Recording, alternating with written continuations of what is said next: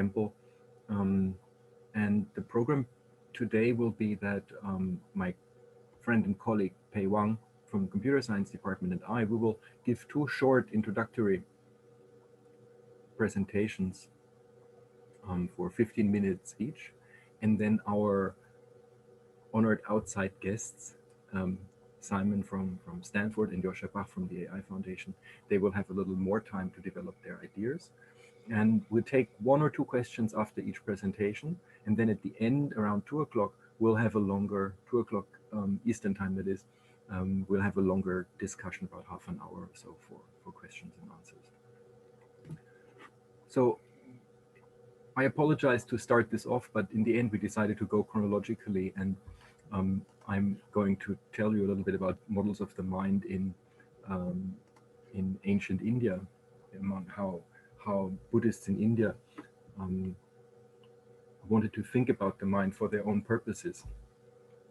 And I want to start out even a little earlier, when we are born, and in fact when we boot up every morning when we wake, we have this sense that we are here. So there's a sense of self, and this is real.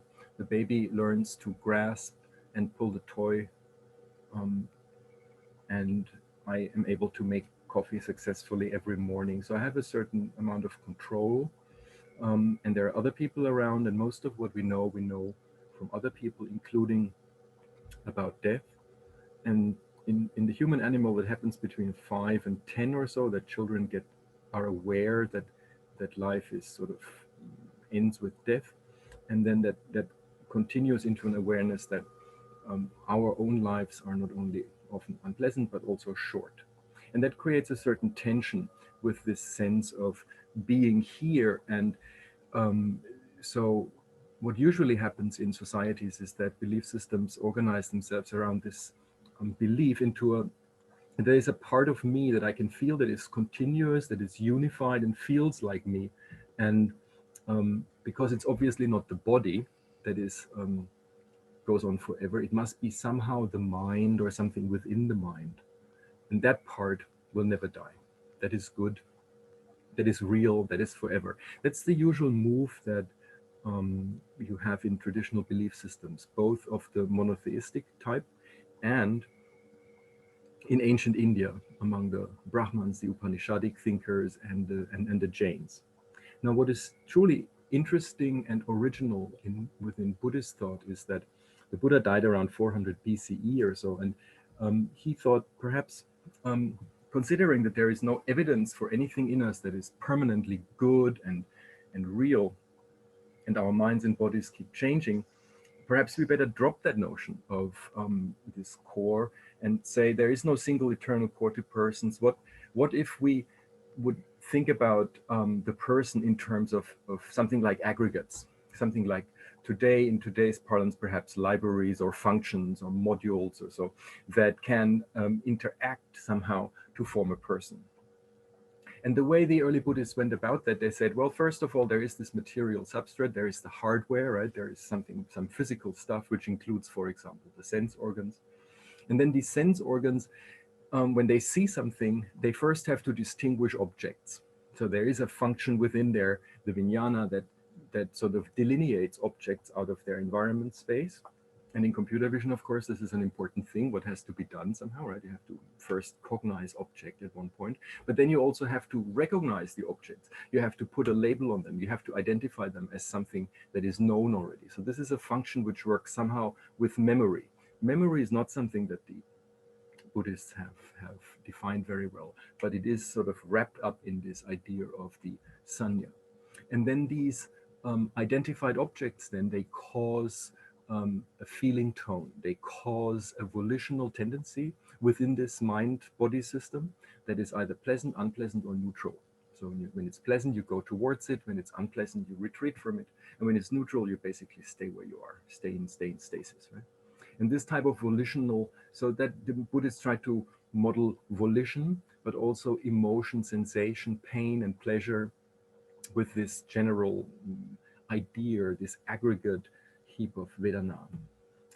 And then these Vedana, when they happen over and over again, they turn into habitual volitional actions. So whenever I see a coffee in the morning, I go towards it. It becomes a habit. It is a volitional action, and that becomes a feature of my mind. So like a groove that is deepened by repeated action, these um, these feelings and sensations strengthen, sort of count up by one, the samskaras that become karmic formations in my mind. And I wish the early Buddhists would have had like recursion and would have had a mathematical model for that, because then would be more easily understand it. But there was an intuition there that things have to develop over time. And uh, it is truly, that was the first time that I see in human history that the mind was not taken as a unified whole of a soul something, but has actually been sort of analytically split apart in different components that somehow work together to produce the entity that is our person. Um, Now, to use only 5 aggregates to describe the mind seems a bit narrow, right? Perhaps the process of how suffering arises from ignorance can be better captured with more modules and more functions. Perhaps we need 12 or 37 or so. So what if we can describe reality as it appears to the meditator, as a comprehensive list of phenomena? Right? So, and this was done by a phase in Buddhist thought that's called Abhidharma Buddhism, which lasted approximately 600 or 700 years or so. So it was very successful, very stable. And what the Abhidharmikas tried to do was they would have organized lists of phenomena, of factors, they call dharma, that combine in various ways to produce types of consciousness moments. So they ended up with lists of factors of the mind. In Theravada Buddhism, we have about 82 or so. In the Sarvastivada school, there are 37. So it's about in that ballpark number. And if you look at these lists, they look a little bit like a periodic table. So if the Abhidharmikas were alive today, they would probably be chemists or something, because in a way, the periodic table tries to model reality on the level of atoms within a finite system. And that's what happened similar in the Abhidharma school, at least on this level. So there, for example, the basic unit was the mind moment, the chitta. So this is like the state, if you want to try to model consciousness algorithmically. At one point, if you do it with a computer, you need a idea of a state somehow, right? And for the Abhidharmikas, that might have been the chitta. And then there are lots of other things, outside things or partially outside things like sound, the receptor for the sound. But this is also the first time that attention was conceptualized. And the feeling tone comes back from the 5 skandha. There's also attachment, which is not a good thing. And indeed, our modern models of the mind in AGI are generally do not include ethics. I mean, Simon and Joscha are going to say more about this, but generally, when you try to compute consciousness or try to mimic intelligence, you're not trying to build in ethics, at least not yet. But in this case, of course, they were very happy to roll ethics in. And so we have unwholesome mind moments like envy, pride, idleness, and a list of wholesome mind moments. Wholesome, that means conductive to the overall goal of getting enlightened, right? In Buddhism, at least. So there is something like equanimity, which was thought to be a very positive thing, or nonviolence, for example. Also, there are more generic ideas like origination or impermanence, which are a little bit like a mind, like a time stamp.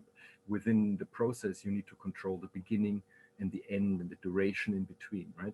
So they had this intuition that if you want to think about mind moments, if you think about the mind as a series of states, then you also need to think in terms of duration and beginning and endings or so. So it's relatively close to, it's sort of comparable in intuition to how we sometimes approach um, modeling the mind with computational means. But then, of course, there's always doubt. And in this case, it was the doubt of the ontological status of these dharma that led to the led to further developments in Mahayana philosophy. And one of the most important schools in Mahayana philosophy is the Yogacara school, tradition, or movement. The Yogacharins were basically the Mahayana heirs of the Abhidharmikas. They were very interested in, again, in the mind and in psychology and in how it applies to the pursuit of the Buddhist way. And this is a fantastic edifice, and I can show you only a very, very small part of it. The part I'm not going to show you is, for example, the Yogacarins were the first that thought in terms of an unconscious. So there is an important theory of an unconscious mind, 1,500 years before Freud and Jung and the gang.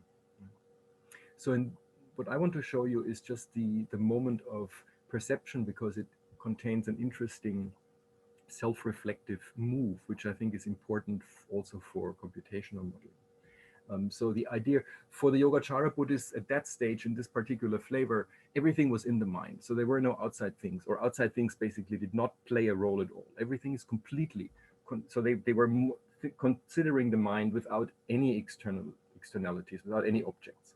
And for them, so what we see is a part of the mind, the image aspect of the mind that they called nimitta bhaga, which is cognized and recognized by a darshana bhaga. But because of their experience in meditation, there is this sense that you can observe this process of observation. So there's this mirror within you that observes, you see something which is part of, the mind sees something which is happening in the mind, and that is the Svasamviti bhaga, so something like the witness aspect of that, of the consciousness. And because I can now talk about this, there must also be a part of my mind that sees the witnessing of the seeing of the mental image. So there must be a witness of the witness. And the Yogacarins thought about that too. And they called it Svasamviti Samviti bhaga. And with that setup, you're basically done, because now you can run the recursion forever. These four things are basically enough to explain perception. So what stays now is, what is important to remember, however, is that these models were built with a very particular purpose, namely for the mind to transcend. So it's not artificial intelligence in the sense that you try to mimic the human mind, but you try to build an intelligence that goes beyond itself. And that's what I wanted to say as a little overview, as a little opener for introduction for the Buddhist side of things. And Professor Wang from Temple University will give us a little introduction now. I have to unshare for this. Will give us an introduction about how modern AGI in the last 50 years approaches that, in the last 70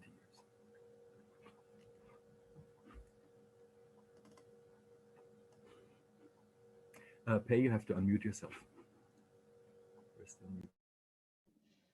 Sorry. Hello, everyone. You see the topic is very big. Clearly, I'm not going to talk about all those years. So whenever we're talking about a model, something, right? Usually we mean we want to keep certain property in the model of the object being modeled. At the same time, we mean to ignore some other property is irrelevant. For example, we can say this toy is a model of an airplane, and some people even say an airplane can be seen in a sense as a model of a bird or something like that. Now, if the topic we are talking about is about the human mind, if we want to build a computer model, which is basically what AI, or what we call AGI, artificial general intelligence, is about, right? In which aspect we want to model the human mind? Clearly, it cannot be everything. So in the following, I'm going to briefly introduce 5 very different opinions in this aspect. You can see that they actually point different directions for this research. To start with, it seems to be one kind of self-evident idea is to argue that where does the human mind come from? Of course, it's displayed or produced by the human brain, which is usually taken to be a huge neural network. So that according to that opinion, you should actually try to use a computer to simulate a huge neural network as faithful as possible, so as to kind of generate the human mind. And some people even argue this is the most reliable path because we have an existent proof. Well, because that works, we know, right? But on the other hand, there are objections. Beside the clear reason that is, this will be very, very, very complicated, and we still don't know everything about the brain. Besides that, there is another, to me, there's more serious objection to this approach. It's whether that's really necessary. Okay, because a lot of functions and mechanisms in the brain are basically fundamentally biological because of the biological nature of the brain. On the other hand, the computer, as we are talking about today, clearly is not a biological system. So that do we really need to simulate or duplicate or model everything in the human brain? Okay. Some people will say that's not really necessary. Besides whether it's possible, that's a separate problem. Okay. Whether it's really necessary, that's the major objection for this opinion. And those people will naturally bring us to the next approach, say that what we really care is not really the inside, it's the outside, is the behaviors. In this school, the best known expression is probably the idea of Turing test. Okay, I think everyone know this as far as you're interested in AI. Many people outside the field actually take that as the definition of artificial intelligence, or at least artificial general intelligence. Okay, that is to build a computer system in certain aspects. As far as you don't see it during the body, it just behaves just like a human to the extent that you cannot tell which is which. Okay. But the truth is what is within the field. Actually, most of the AI researchers are not really taking past the Turing test as their research goal. Part of the reason, of course, also is clearly this is very difficult. But besides that, more or less the same objection. Do we really have to do that? That is a lot of human behavior, as we know, that beside it clearly depends on the human intellectual capability, or what we call intelligence. But beside that, it also heavily depends on human experience. Okay? So computer clearly does not have human experience. Not only it does not have a body which exactly feels like human, also it will not have human social experience. Okay? Because of that, it will not usually behave like a human. And you say this is just because of that, it's not intelligent. It sounds like a little bit too much discrimination. And it's actually Turing himself clearly is aware of this issue. Okay? In his paper, he actually made it clear his test is proposed as a sufficient condition for being intelligent. That is, if you pass it, you will have to say it's intelligent. But they make it clear it's not really a necessary condition. Okay, that is, you can still be intelligent even if it does not look like it. So to me, that's a major criticism, actually to many other people. For example, it's well known, computers do a lot of things much better than human beings. Okay, for example, numerical calculation, you cannot compete with a computer. But if a computer want to show its intelligence, does it have to fake or to pretend to be stupid when doing calculations so that it can fool us that it's just like us? That just sounds ridiculous. Okay? So that brings to the next school. They will say, okay, what really matters is what problem you can solve. Okay? So that's also how we judge other people's intelligence to a large extent. What you can do. Just like, for example, recently, the big news, AlphaGo beat world champion in chess, in Go, right? And also now we have computers which beat human beings in many other places, which is, for some people who believe in this, they're taken to be milestones or good, great achievements of artificial intelligence, or one step toward artificial general intelligence, as many people claim. Okay. Clearly, this opinion also makes sense. But on the other hand, many people have the feeling, no, that's not what we are talking about, because today's computer, like the computer in front of each of us, each of them can do a lot of things, much better than us. But we still have the feeling that they're not intelligent, as far as what the everyday sense of the word means. There's something missing. It's just do something very well. It's not enough. Okay, so even for AlphaGo, many people raise the issue that yes, it can play Go very well, but nothing else. That's not what intelligence should be about. Okay, so that brings us to the next rule. According to some people, yeah, it's not just to do something.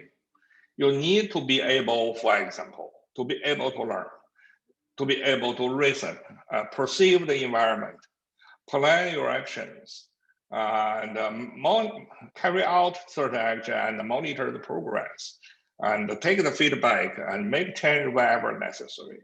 Communicate with other people or system, blah, blah, blah, blah, blah. You see, this list can go very long. Okay. To some people, that the intelligence actually means you should be able to do all those things, which again make intuitive sense. But at the same time, some other people will ask, okay, why those functions? Why not some other things? Do you really want to list everything? You say all of them are called intelligence altogether? Even if that's the case, how do you coordinate them? Do we really think intelligence is nothing but a big toolbox? Is there anything that really unit or integrate those things together? Well, that leads us to the next school. We should just say that intelligence actually is some general principle. Some people think it's some kind of principle of rationality. Some people say it's adaptivity or something else. Anyway, they believe there is some general principle where human intelligence is just one special case. Okay? And computer intelligence, or what we call artificial intelligence, is probably another. And people even mention animal intelligence, collective intelligence, meaning that a group or a company or a country sometimes is taken just to be kind of like as intelligent as a human to a certain degree. And even alien intelligence, most people say at least that's a meaningful concept. So what behind those? Some people say there is something in common beside those concepts is a more general concept. That's what intelligence is about. Just like in other science, branch of science, okay, you have some general principle and you use it to explain the phenomena, the capability, the function, and so on. Okay, which on one hand, of course, sounds good, and there are also objections toward this school. Okay, which basically goes like say, intelligence is way too complicated to be explained using a few fundamental principles. Okay, at least no one have convinced the rest of the field. They have a few principles which can explain all those. So you'll see what I have said in summary. This is different from what Marcus just presented. We don't have a common model of the mind in the AI community or even in the AGI community. What we have is we have a whole bunch of them. Okay, actually it depends on who you ask. Later, I'm sure Joscha is going to present his model, and I'm not going to present my model because they don't have the time. And any other AGI researcher you will ask, they will have a different model. And here, the difference, what I want to suggest is not in the detail. It's actually in the goal. It's what you want to model. Okay, we're not working on the same thing. Okay, so you'll see that this corresponds to what corresponds to different levels of abstraction, so that the human mind can be described or abstract at different levels of description. And each will have its objective with its terminology, with its technology. You see, today I'm not even touching the topic of how to build a model, okay? Just because each of them will use a different technology for that. And which one is the good one? That's the conclusion I really want to claim today. There is no such a thing as a good one. Each of them has its value, but they have different value. Another common misunderstanding is say, oh, what you said is 5 different approach. There's just a different way to reach the same goal. That's also, to me, a misunderstanding. There's a different way to reach a different goal. So my opinion is what we call AI or AGI. Actually, there are several different scientific disciplines with overlaps, with complicated internal relationships, okay? But they're not the same thing. A lot of confusion and debate in the discussion is because of this misunderstanding. Or what do you mean by AI and what I mean by AI? We are not talking about the same thing, okay? If that's the case, then no wonder a lot of debate have no consensus at the end. Okay?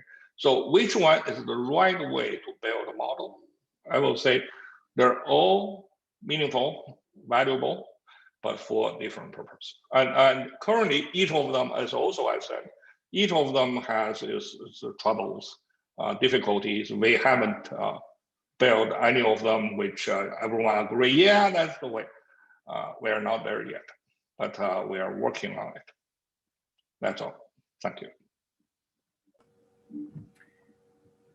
Thanks a lot, Pei. That was very interesting and very clear. You can unshare the screen now. We have 2 questions in the Q&A. One is easy. Will these PowerPoints be made available? Probably not. The event is recorded, or at least Alex said he would record it. And the other is, do you think a Buddhist approach would address our fears of out-of-control AI? And that's perhaps for me. I do not think so. Perhaps Simon has a different idea about this, but I'm pessimistic that the Buddhist models will. I mean, Buddhist models can assuage your fear in general because you can get less stressed out if you practice Buddhism. But I'm not sure if they will help us with constructing less fearsome AIs. I haven't properly introduced Pei. I noticed one of the things, he's the editor of an important journal in the AGI community, the Journal for Artificial General Intelligence. But I think what I always think very interesting is he's a student of Douglas Hofstadter, and if like me you have read Gödel, Joscha Bach, and it came out in the 80s, Pei actually translated that into Chinese at one point. I think this is a particular distinction to have because it is a very difficult book, very elegantly written, and from what I've seen from the translation is also very elegant. Are there any? We can take one more question. Let me see. There's one here. There's one question for Pei. Do you have any advice for a Temple neuroscience student who wants to work on AGI research? Yes, but it will be a long story. I will suggest you to email me and then we can talk about that afterwards. And also for people who are interested in the PowerPoint presentation I just made, also you can, if you email me, I will email you back. Professor Wang runs actually an AGI study group, right? In his Yes. there you can find it as there's a website for that too. So, temple.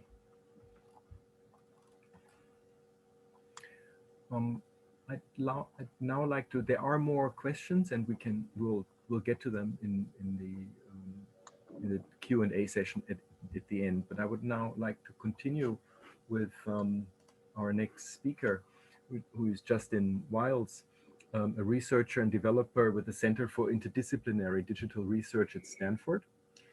Simon works on the application of digital technologies, including machine learning and AI, to problems in the humanities.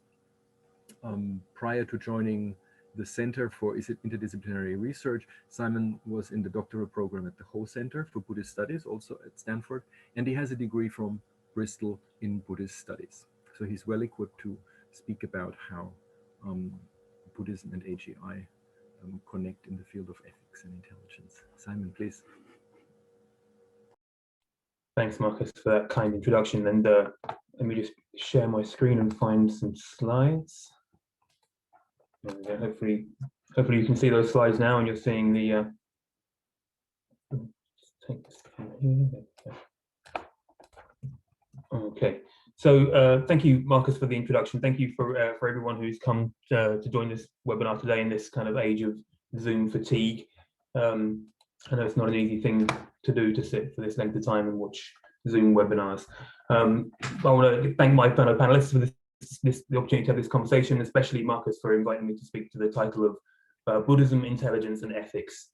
As Marcus mentioned, my current role at the Center for Interdisciplinary Digital Research at Stanford is a sort of hands-on role where I use machine learning and other artificial intelligence techniques in my daily work. But the reflections I'm going to offer today are primarily from my doctoral research on traditional thought and literature in Buddhism. So it's going to be a little change of pace from what Pei's presented for us. Okay, so as you'll see, I have some reservations about the term Buddhist ethics for reasons that I'll go into as we go along. So what I'd like to do today is say a little bit about what I think can be said about Buddhist ethics, or what is usefully said, how that connects with Buddhist ways of modeling the mind, and how that reflects on, in particular,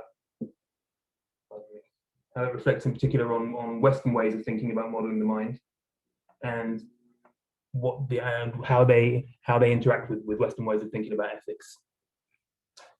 Okay.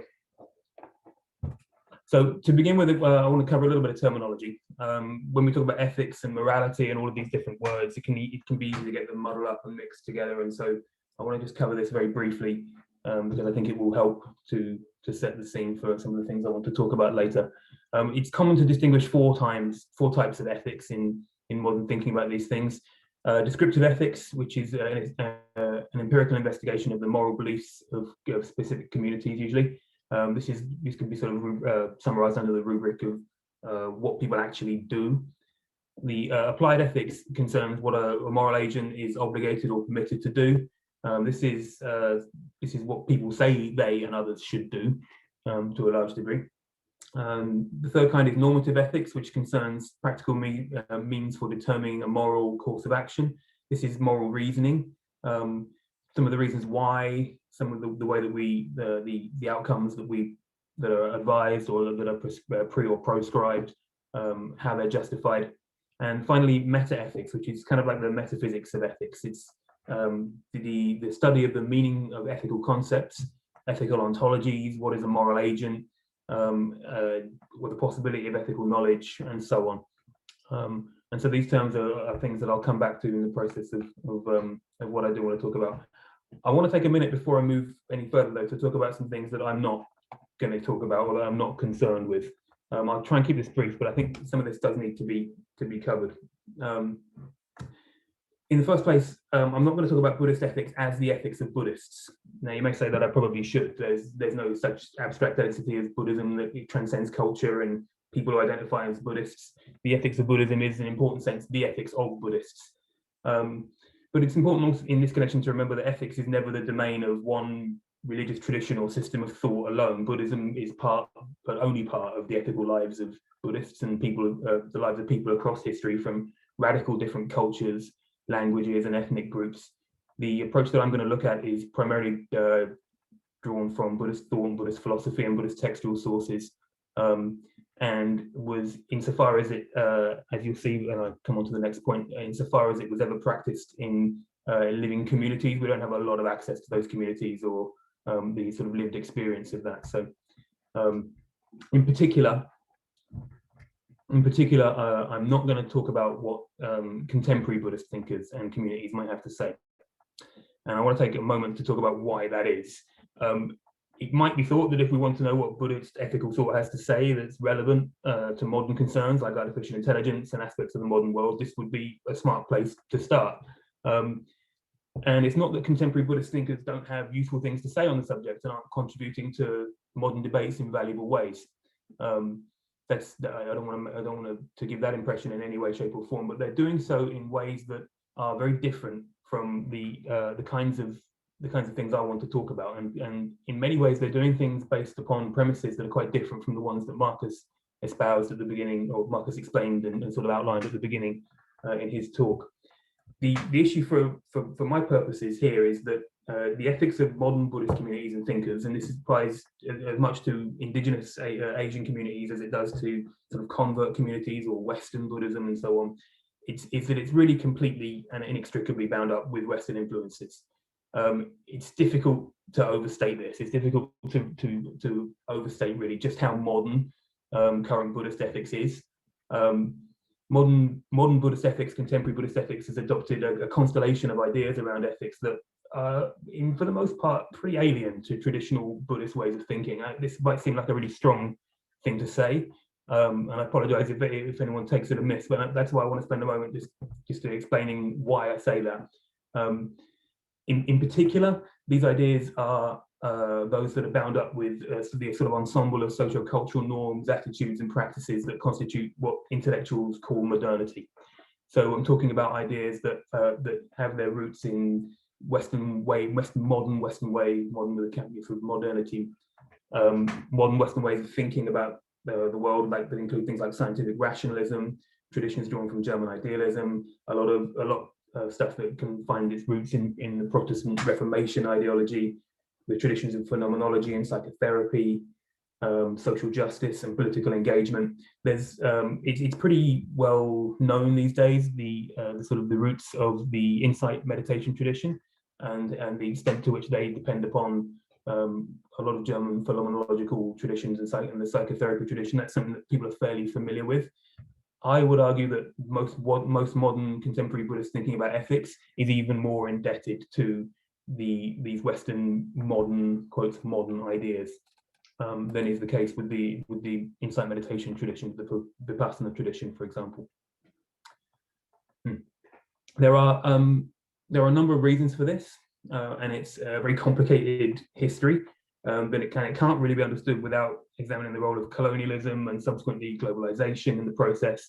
And you'll be pleased to know that I'm not going to try and go through the entire story here, but because I am making a strong claim, but it's one I do believe is essential to understanding many features of contemporary Buddhist ethics.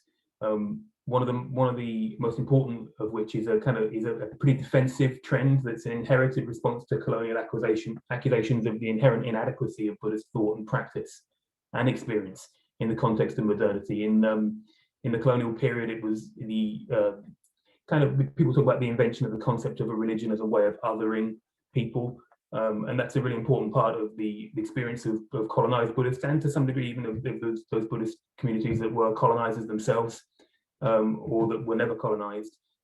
All have been shaped dramatically by the way in which these ideas have caused them to develop modes of self-description. It's a sort of truism of sorts that there's no word for Buddhism in an indigenous Buddhist language, and while it's true that there are many terms that Buddhists use to self-ascribe, in pre-colonial Asia, the cultural syntax that's involved in distinguishing oneself from others on the basis of things like religion and culture really is something that arrives with colonialism, and so an awful lot of it traces itself to this period, and that inherited response still exists in modern Buddhist communities.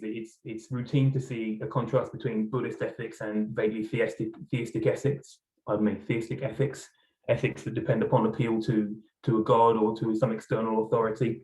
And this is primarily an apologetic move. It's a way of aligning Buddhist ethics more closely with secular ethics of the modern West, and making Buddhist ethics less susceptible to anticipated criticisms of religion and other criticisms of modernity on traditional belief systems. What we end up with is traditions of modern Buddhist ethics, which, while they are informed by Buddhist ideas, they're really what might be best described as ethical creoles, in which the vocabulary is Buddhist, but the syntax is adopted from the common habitus of the modern world.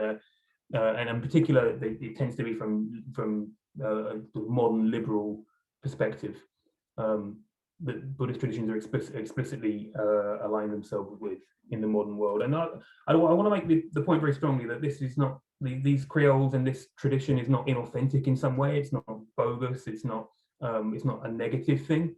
The history of Buddhist thought is one of change and adaptation in the course of interaction, a dynamic that itself is fundamental to some of the more interesting ideas that can be found in the Buddhist traditions. And these creoles are frequently innovative, creative, generative. They're not bankrupt in any intellectual, much less any kind of moral sense, which you sometimes see claimed. And so I do want to make that point very strongly. But the fact remains that if you want to find ideas about ethics that grow out of the kind of pictures and the kind of models that Marcus talked about at the beginning of the webinar, you might not find them in modern ways, in the discourse about ethics that is associated with modern Buddhist thinkers and modern Buddhist communities for the most part. I hope that I've done some justice to that idea. It's a complicated idea, but it's probably something I should move on. I'm also not going to talk about Buddhist ethics as conceived by the majority of academic Buddhist studies. The modern theory thinking about Buddhist ethics dates back to probably the 1990s, and that for the most part, it's not really much freer of a lot of these hypostatizing frameworks and assumptions itself. A lot of modern thinking in academia on the nature of Buddhist ethics amounts, in my opinion at least anyway, to unsuccessful attempts to identify the specific coordinates of Buddhist thinking on charts of ethical thought whose axes are still Aristotle, Kant, and Mill. There's an important figure that anyone familiar with Buddhist tradition, the Buddhist academia will know, who stands at the head of this tradition, in Damien Keown. And his very important early works on Buddhist ethics begin very much from this premise. He says somewhere along the lines of a significant step forward we made when we can identify which of these Western theories of moral thought Buddhism really belongs to. And I think that's a really bad place to start. Typically, what we find is people reading Buddhist traditional texts and thinking about Buddhist traditional ideas and trying to sort of fit them in with these Western ideas. And this typically results either in reading modern ideas into the Buddhist texts, or failing to find them and lamenting their absence and judging the system to be inadequate in some fashion as a result. I had there's a lot more that could be said about that. I had a lot more that I was thinking of saying, but I think that'll be too much. So instead, rather than abandoning the via negativa, what am I going to talk about? Okay, so what I would like to talk about are systems of normative and metaethical thinking that can be articulated and derived on the basis of traditional Buddhist thought, and the traditions of Buddhist thought, philosophy, and literature more broadly that produce the ways of thinking about the mind that Marcus talked about. So I don't want to prejudge the issue about ethics. I want to talk about what Buddhism says, and I want to try and see if I can avoid importing too much of these modern ideas into it, and do it to some degree by point of contrast.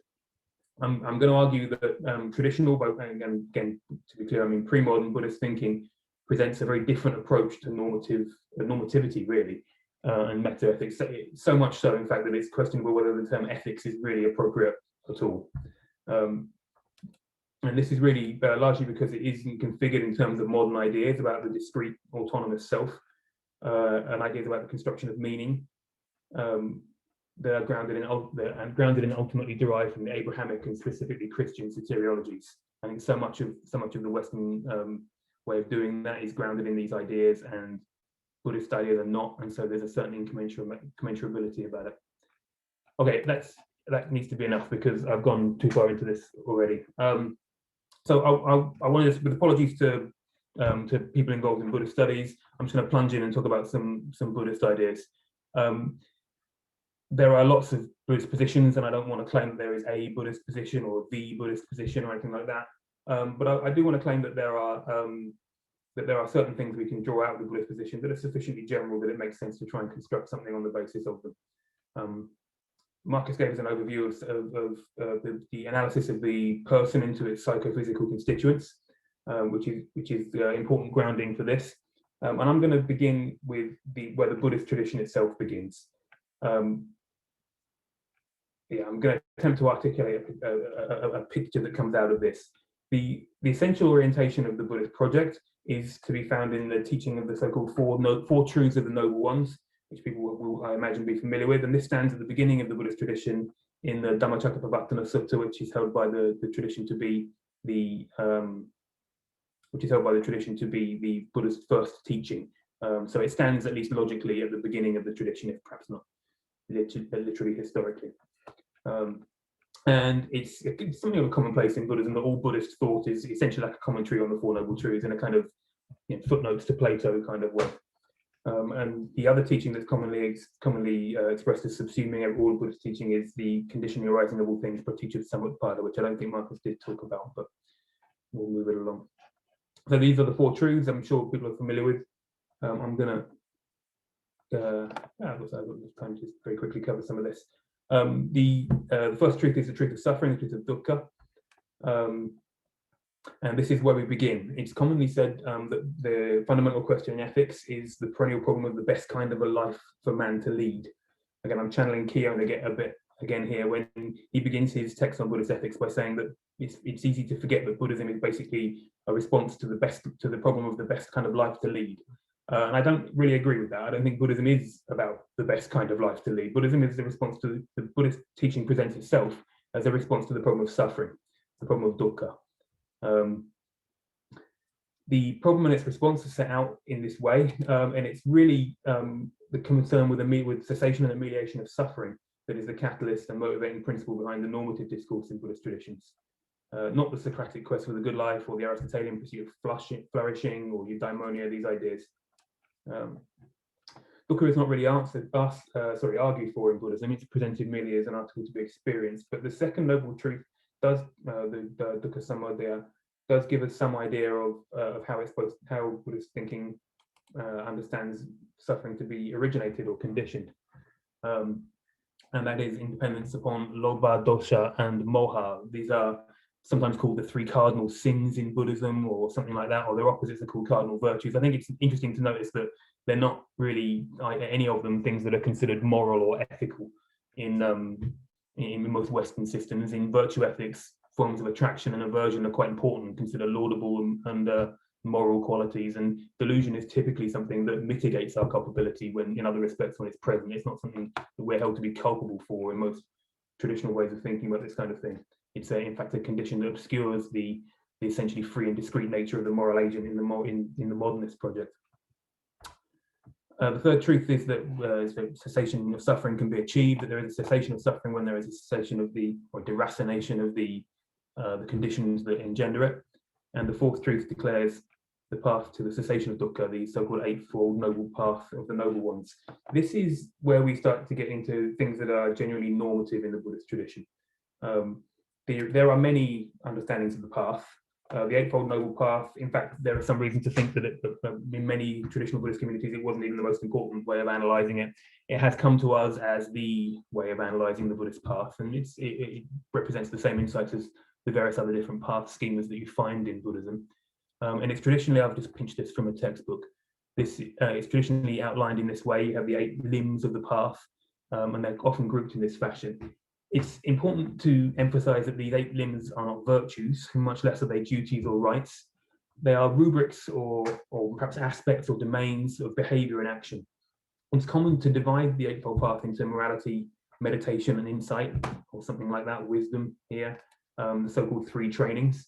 But to do so is to risk neglecting the fundamentally normative character of all 8 parts. There's nothing, it's not that there is in some sense, the morality part is normative and the other parts. Morality is a poor translation for Sila, really. The history of Buddhist studies is a history of people looking for terms like where is the Buddhist term for morality, and Sila is probably the best candidate, but that doesn't mean it's a good fit. In fact, the difficulty of finding a good fit for a translation for the term morality in the Buddhist corpus is itself kind of a bit telling, I think. Sila really is more about constraints and things of that kind. And so the point I want to make here anyway is that dividing it into this way makes it look like right speech, right action, and right livelihood are somehow the moral part of the path, and the others are somehow not connected with morality. Really, what we're looking at here is an entire system of normativity where there isn't a differentiation made in the normative status bit of the 3 different parts of the path. I'll move on as quick as I can. So the reason for this is the basic metaphysical orientation of Buddhist thought, the crucial aspect of which is the teaching of the conditioned arising of all things, or more loosely perhaps the principle of thoroughgoing interdependence, something along those lines. On this account, every constituent of existence is bound up inextricably with innumerable other events and phenomena, on which is entirely dependent and which it in turn conditions. Throughout Buddhist philosophy, there is a healthy appreciation for the ineluctable complexity of this relationship, and this is as true for matters which have normative significance as it is for any others. Again, I really want to undermine the distinction between things that are considered probably the domain of normativity in Buddhism and those that are not. Normative reasoning is highly contingent in a world like this, and it's a complicated endeavor which must attempt to engage with this web of conditionality. And this is the reason why, was one reason why, attempts to derive some kind of independent, objective, or kind of context-free calculus, whether it's on the basis of motivation, of character, of the nature or consequences of action, all the traditional ways in which Western traditions have tried to find a generalizable principle on which to conduct normative relations. This is a Buddhist answer to why that doesn't really work. A complex understanding of causality and conditionality requires a sophisticated theory of action, and in Buddhist thought, this burden is taken up by the teaching of karma. The theory of action is foundation to any account of normative reasoning, and the Buddhist account of karma has, he's poorly understood very often, but it has very big, important differences from ways we think about action typically, and those will become clearer, I hope. This is just some aspects of karma. I don't want to claim I'm presenting a full picture of karma, cool, but it does mean action first and foremost, and subsequently the sense of the results or consequences of an action, as people probably know. In the complex and overdetermined web of causes and conditions that give rise to our experience, all phenomena, including actions themselves, are in part the consequence of at least one and generally more than one action. And every action causes and conditions many consequences. So it's very much an overdetermined system from that point of view. There's very little simplicity that can be abstracted. There is no distinction of quality or kind to be made with respect to actions or consequences which would be considered morally significant or ethical significant. Again, this domain is not distinct. The genealogy of the sort of distinction of a domain of ethics in Western thought is quite an interesting one. It's not really present in the Greek way of thinking about it. The use of the term "good" for a good knife or a good athlete or whatever is not different from the sort of sense that it carries for a good person, and that comes later really with the Neoplatonists. So we have a collapse between the boundary of the normative domain and the rest of our experience and activity. And it kind of elides the sense in which normative reasoning is any different from any other kind of prudential reasoning or standard reasoning. Actions are typically analysed into 3 parts.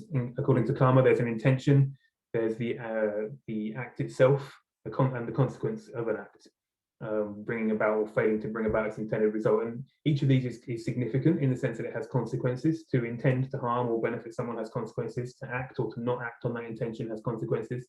And to succeed or fail in that act to in fact harm or benefit, or fail to harm or benefit someone, also has consequences, and these consequences are not summational. Actions which lead to positive consequences cannot nullify the consequences of prior actions. Not acting on the intention to harm, for example, does not somehow cancel out the consequences of intending to harm. And it's quite an important point that there's no sort of bank balance thing going on here. One of the most important kinds of consequence we can have, that intention can have, pardon me, is the effect it has on reinforcing the ways in which future actions are engendered in particular. And so special attention is paid in Buddhist psychology to the way that works. Just as an aside, the position Marcus described with respect to the Abhidharmikas, the first and perhaps in some ways most important book of the Abhidhamma Pitaka is the Dhammasangani, and I always find it interesting that the first Western translation of that text was entitled Buddhist Psychological Ethics. That's not a very popular translation anymore, but I think it does underlie an appreciation on the part of that translator, at least anyway, of the sense in which we're talking about, in a certain sense, sort of normative dynamics that are instantiated at a sort of at the psychological level. Okay, moving on a little quicker. Yeah, that'll do. So obviously the big elephant in the room is not self. So the teaching of not self, the teaching that there is no, as Marcus described, there's nothing over and above the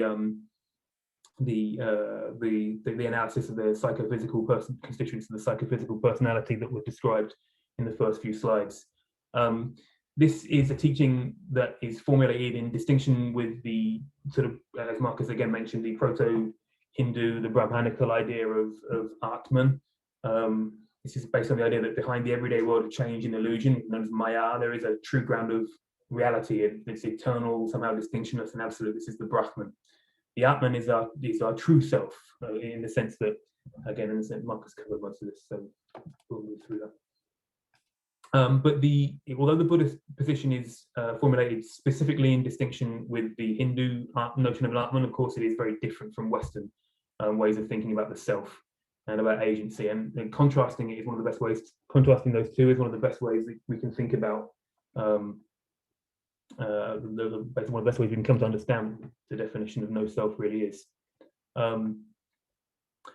So in Western accounts of pretty much all kinds, agency is taken both sort of axiomatically and axiologically to be a property of individual moral actors, with the result that the central concern of ethical reasoning and analysis is the notion of individual responsibility.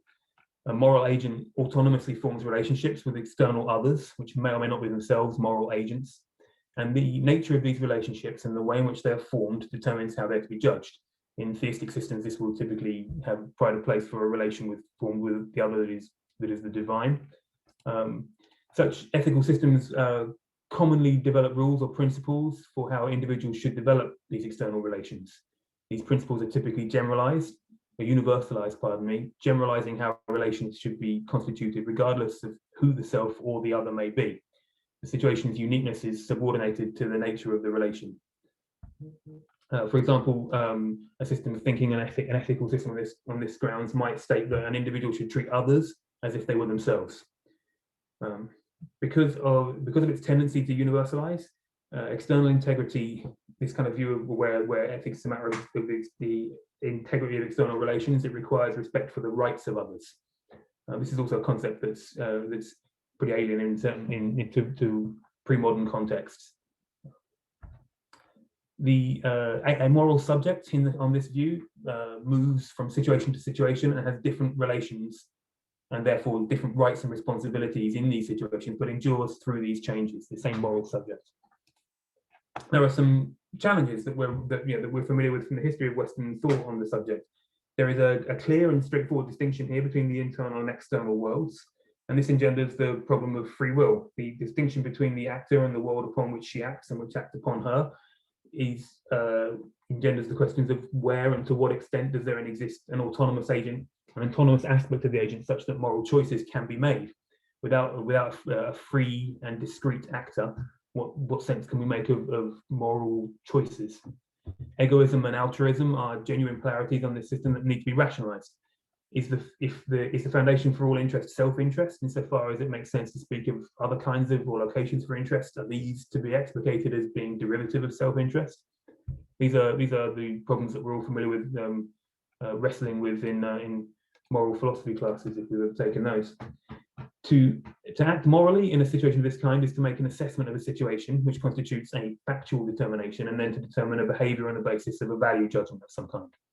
The gap between these two, as people may know, is typically referred to as the is-ought gap, and requires an invocation of a system of values of some kind to avoid what's known as the naturalistic fallacy. The normative decision may be made in various ways and may involve a calculation of benefits and harms, for example, as in utilitarianism. It may involve an imaginative act of putting oneself in another's shoes, a sort of golden rule kind of way of thinking, or it may involve a more legalistic analysis of applying a general rule of goodness or fairness to the particular case, as we find in Kant's notions of the categorical imperative and things of that kind. So these axioms and tensions and polarities are at the heart of Western ethical thought.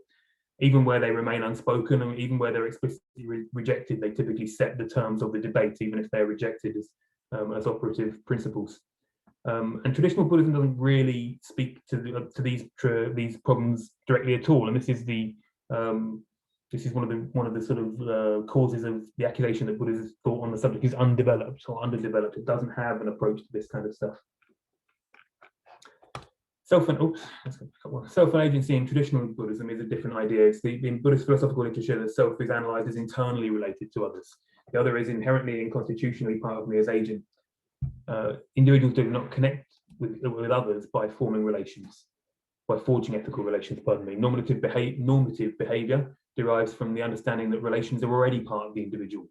Because the individual is internally connected with others, there's no principle or rule necessary for connecting with them. So that's here on the left. These are dodgy. Got some real nice dodgy diagrams for you. Here on the left we have the sort of external relation model. Here we have a model where things are more internally related, where there's a recognition that things are internally related. But according to the theory of Anatman, or the doctrine of Anatman, there is no aspect of the psychophysical individual that is not conditioned or not interconnected with at least something. Whatever there is of a self is completely interdependent and in no way independent. It does not exist even theoretically as an isolated agent choosing my connections to the world. And that's the image on the right here. Normative behavior in this system is not a matter of establishing external relations, but instead of recognizing inherent relations. And this leads to a very different interpretation of agency. It's unintuitive, and it's the kind of thing that we're not well designed to easily recognize in the way that we ordinarily conceive of ourselves in the world. In fact, you could argue that most of our priors and our ways of understanding the world are precisely oriented around the fact that this is not the case. They're oriented around this model that sees me as a discrete and individual actor. But in the Buddhist model, what is to be known and what ought to be done are much less sharply distinguished.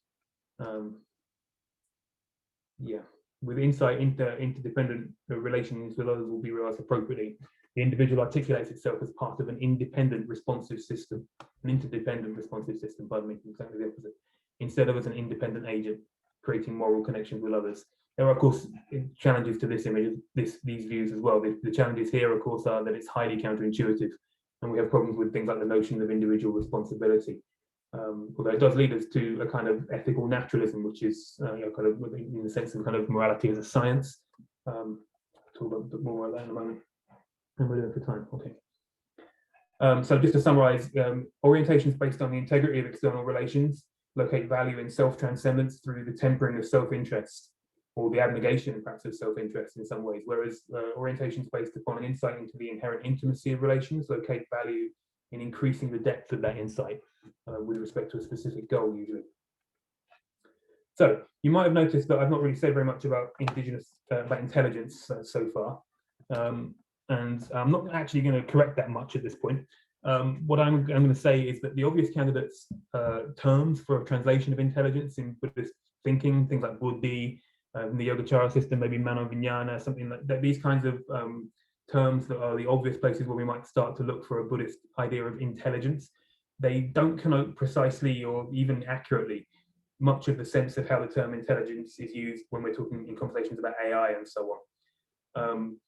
although hopefully at this point that's not too surprising. And the idea of that a notion of to begin with a notion of intelligence and go looking for it, or at least easy analogues of it, in a system to which it's not native is to put the cart before the horse a little bit. It can be interesting as a heuristic way of approaching things. Although, for what it's worth, I don't think the kinds of concepts of intelligence that that Professor Wang was talking about earlier are as alien to systems of Buddhist thinking as some of the modern notions of the discrete self that I described as being part of modern discourse on Western Buddhist ethics, or modern Buddhist ethics at all. I will defer entirely to my fellow panelists on the definitions of intelligence that are useful for AGI. For my part, I've always been drawn to the idea of conceiving intelligence as skill acquisition and generalizable intelligence in terms of the ability to acquire skill, the ability to learn new tasks. I think that's a useful way of thinking about these things. And so I hope that in some of what I've said, there's a resonance with the idea that growth on the Buddhist path involves getting better at the skill of normative behavior. That it's essentially because ethics doesn't because it's a kind of naturalistic ethical system, a scientific morality, as the modern phrase kind of runs a little bit. That it's basically it's something that can be improved with increased intelligence, with increased access to priors and experience, in much the same way as we think about improving the intelligence of our models of one kind or another. I will note that in Buddhism, the primary nominative term is kusala. This is when we're talking about results or consequences, it's commonly translated as good or wholesome. And as long as we avoid the kind of the religious soteriological senses of good and stick to the sort of the mundane sense of good being in the sense of fit for purpose, then I think good is a reasonable translation. But when we talk about kusala in the context of action, as when it glosses action, it's regularly commonly glossed in the literature as skillful. In fact, in more vernacular Pali texts, it's often appropriate to translate clever or even indeed intelligent. There's a folk etymology about doing something skillfully, being something kusala, being to pick the kusa grass, which is like the very sharp pampas grass, and you need to be very careful to pick it appropriately without cutting yourself. And so to do things kusala is to do them with the same kind of care and skill that you need to pick the kusa grass without cutting yourself. It is a folk etymology, but folk etymologies are one of the primary methods of exposition in Buddhist commentarial literature.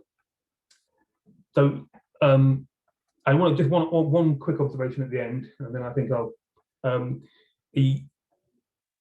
so in machine learning, at least, which I know a lot more about than AGI as a developer and as a user and someone who creates these kinds of systems, skill in the broad and generalizable sense is heavily modulated by prior knowledge and experience, to the extent that theoretically, at least, unlimited priors or unlimited training data can be used to produce arbitrary levels of skill for a system, more or less irrespective of the generalizable intelligence of that system.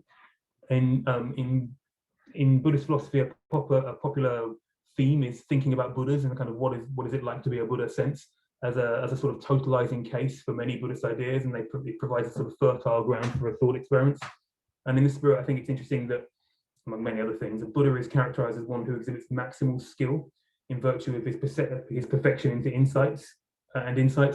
perfection of insight into causes and conditions, which is to say he has an omniscience that amounts to access to the totality of experience, to the fundamental stratum of causality, the niyama, that all causal systems supervene upon. I'm thinking here particularly of the system of supervening causal systems that you find in the Visuddhimagga and the commentarial part of the Pali commentarial tradition in Buddhaghosa. So that's something I just wanted to throw in towards the end. I was going to go through some sort of tie it up and talk a little bit about why ethics doesn't really work, but mostly it's a recap of things I've already said. And I think I've gone on quite long enough at this point, and I'm sure everybody's really keen to know what Joscha has to say. So with that, I'll say thanks very much. Thanks a lot, Simon. There is a quick question from Dave, who says, who wrote in the Q&A, is the Noble Eightfold Path, a list of do's and don'ts, the primary source of Buddhist ethics? Actually, that's a good question. Yeah, so I mean, it's one of many path structures. If you read any textbook on Buddhism, it's the first thing you'll see, and one of the reasons for that is the way that it features in the Four Noble Truths in particular, which the tradition understands to be the place where Buddhist thinking begins, and most Western commentators and most introductory texts that you'll find pick up on that. There were many path structures in the history of Buddhist thought. There's no particular reason to think that the Eightfold Noble Path was a particularly influential one, even necessarily certainly for large parts of the Buddhist population. The point that I want to stress is that it's not a system of rules and conducts. Lists there's a proliferation of lists and in every area of Buddhism, and sort of rules for conduct are no different. But there's no attempt to make them consistent. There's no attempt to make them coherent with one another or across. I think things like the Bodhisattva vows in Mahayana are arguably not entirely coherent if taken literally. And there's no real attempt to make them consistent or to make them systematic in Buddhism, and I think that's because of some of the reasons I've described. It's not a distinct domain where that can be specified, where these kinds of things can be generalized. It's sometimes described as a particularist as opposed to a generalist way of thinking about normativity.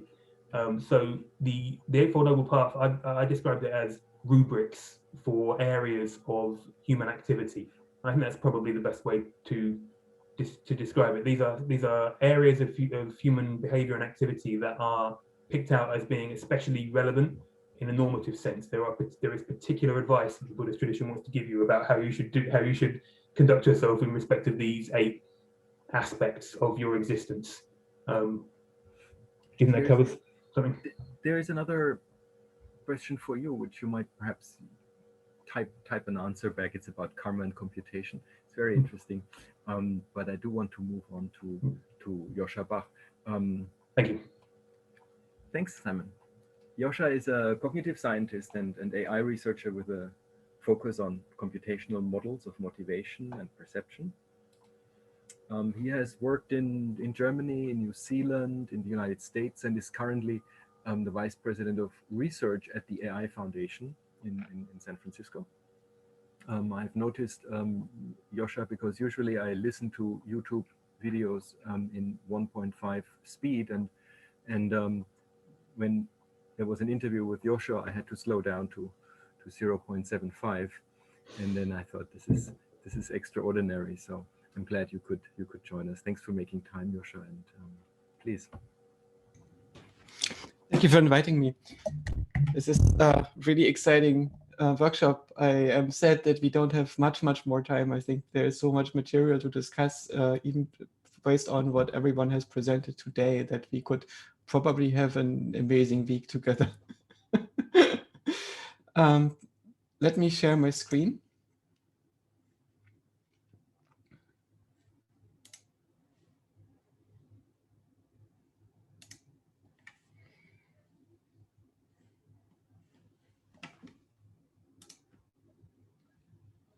Okay, does this work? We see your speaker view, not your. Oh, okay. So which key do I have to press? You have to swap. I think you have to swap on the PowerPoint or the slideshow. Yes, let's see. Better now? Yes. Okay, I remember the hotkey. It was X. Still not used to Keynote. Okay, here we go. By the way, I'm currently working for AI Foundation. On Monday, I'm going to join the cognitive computing division of Intel Labs as a principal researcher. And none of the things that I'm saying here are in any way the canonical views of AI research or my employers. This is a relatively speculative talk in which I'm trying to present my current best understanding of the topic. In my view, the most important unsolved problem in artificial intelligence is the question of how we can capture meaning. And I think that meaning is best understood as a unified model of the universe that contains the observer, and that includes the observer itself and the observer's relationship to that universe. So in some sense, meaning encompasses res extensa, res cogitans, and metaphysics. Res extensa being the extended space, with stuff in space. Res cogitans is the domain of thoughts, ideas, projections, and so on. Metaphysics is the relationship between them and the conditions under which all this is possible, the domain of the languages that we use to describe all this. And typically, when we learn about this division between res extensa and res cogitans in school, we get a version of Cartesian dualism that assumes that res extensa is amounting to the physical universe versus res cogitans being the mental universe. And this is already fundamentally confused because res extensa is basically a game engine that our brain is generating in most of its capacity as a perceptual model to explain the patterns in our retina and body surface. So in some sense, res extensa is a modeling domain. It makes everything intelligible as being a region in the same dynamically evolving three-dimensional space. And physicists understand largely that this space is a mathematical model, and what we have outside in physics is some kind of generator that can be described with complex mathematics and is hard to understand, and that the models that our brain is making of stuff in space is an approximate representation at the level at which we are entangled as observers, so a relatively macroscopic level that is somewhat Newtonian and so on. And to the creation of this unified model, this stuff in space model and the relationships to the observer and the model of our own agency and so on are all generated in our mind. And our mind must therefore contain a solution to the problem of capturing meaning, but we don't yet know what it is. And in some sense, AI has been started as the philosophical project of discovering that, of finding that out, in my view. And the practice of AI is largely an engineering discipline that is unrelated to this question or only very tangentially related to it.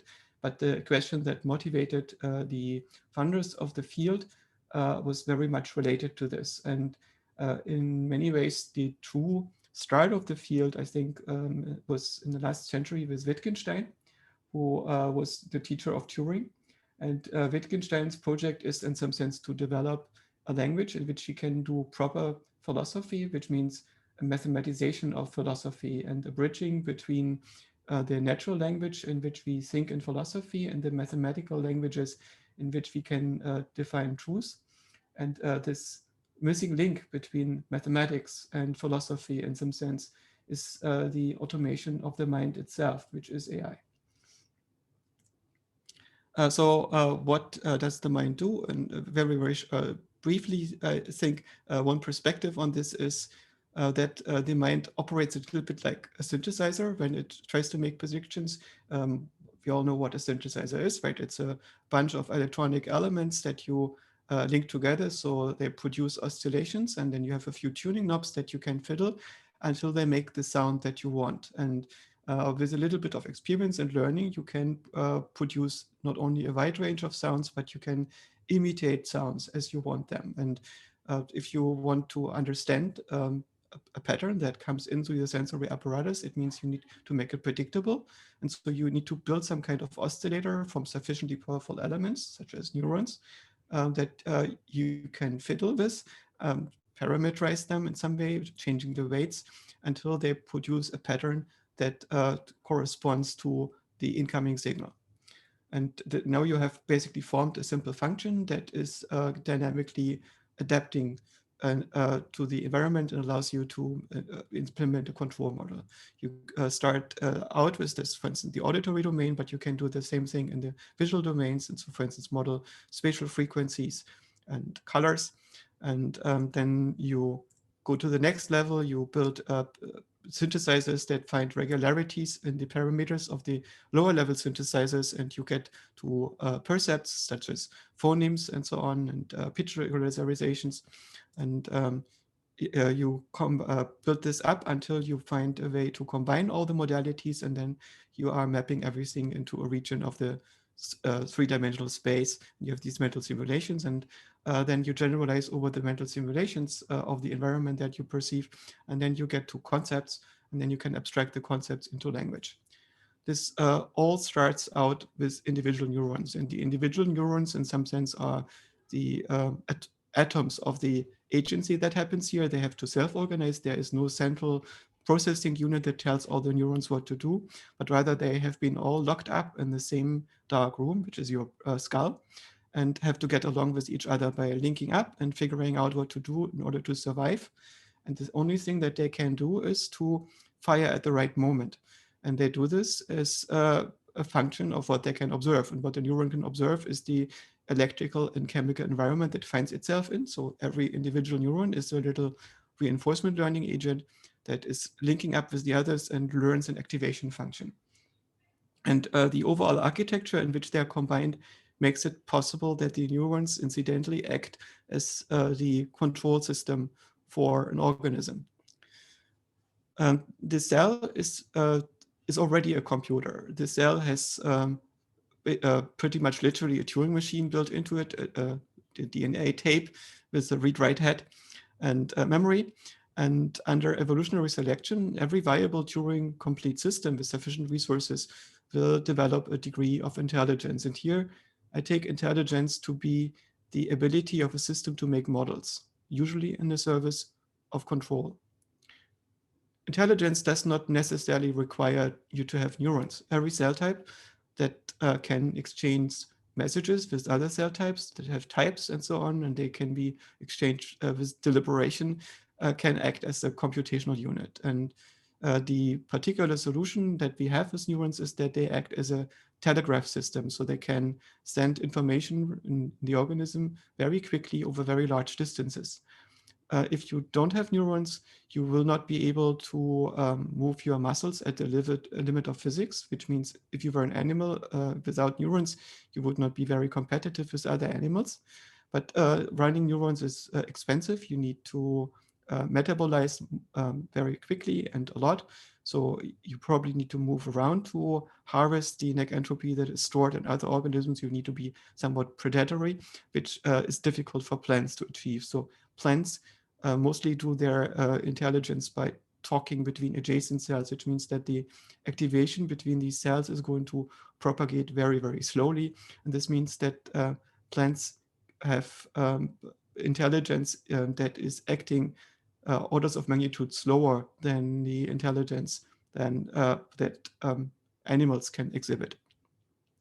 But of course, intelligence doesn't stop at the level of the individual organism. And it's important to realize the organism is not a thing in the sense that it's out there in reality. The organism is a function, a pattern by which we describe the organization of lots and lots of cells.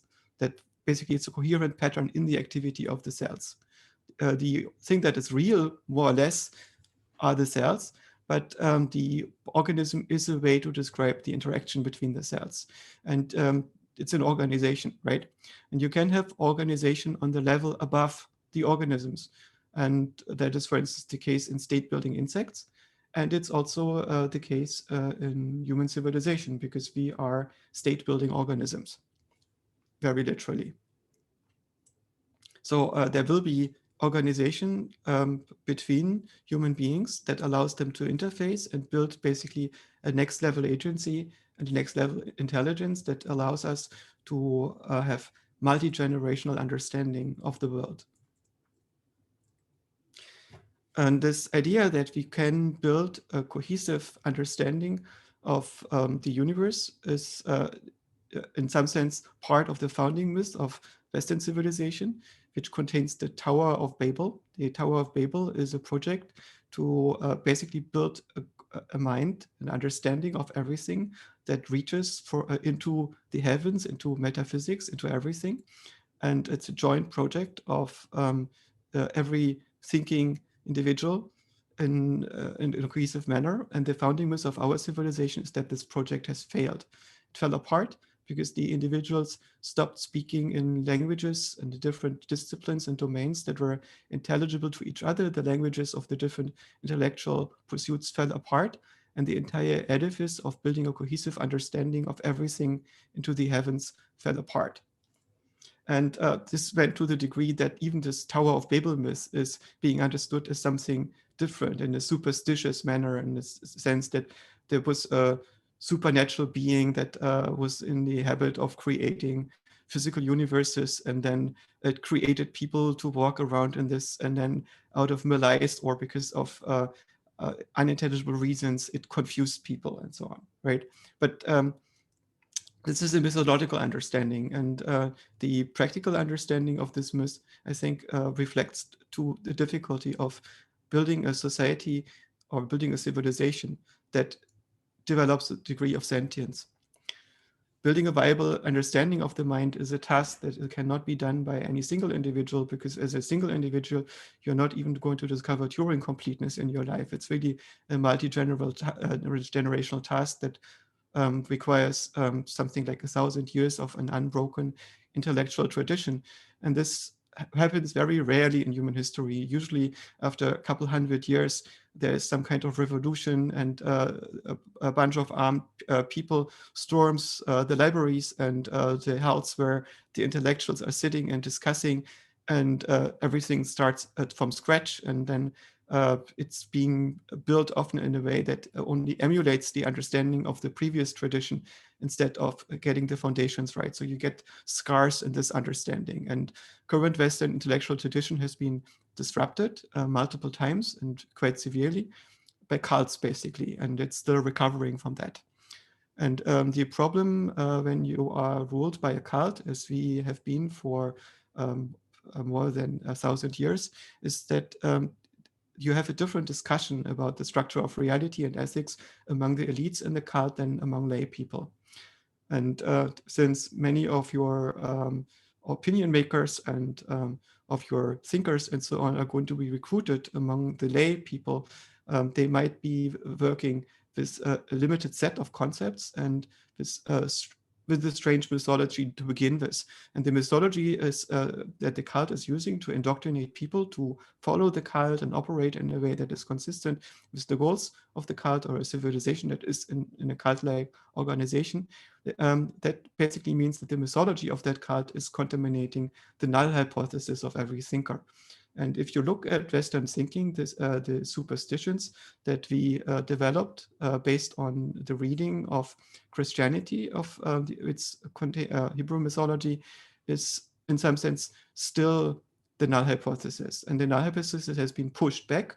So the idea that it's sufficient to use machinery to explain the mind is something that is not the null hypothesis in our society. The null hypothesis in some sense is that there is an external space in which there are greater powers than in physics, and that physics is a domain in which we basically play a game that has been set up by a higher level agency that has created this game in which we are interacting, and we are here temporarily. There's going to be an afterlife and so on.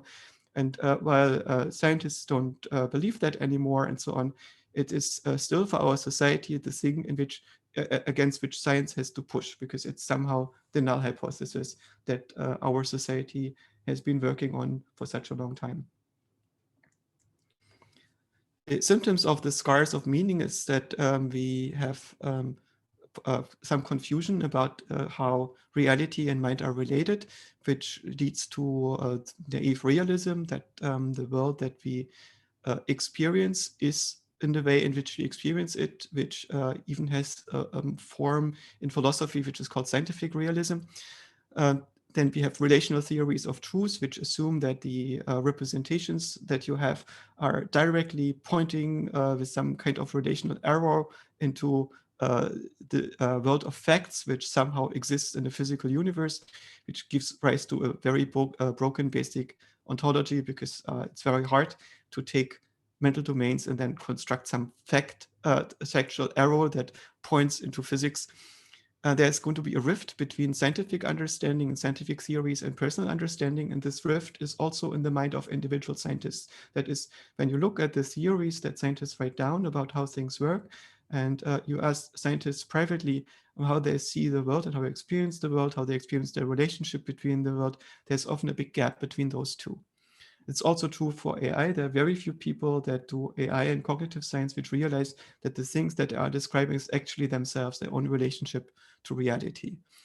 And the conscious phenomenal experience, self, identity, mind, and agency are things that we all deal with because we have to, right? This is something that we are operating with as individuals, but they are pretty much unintelligible to our sciences.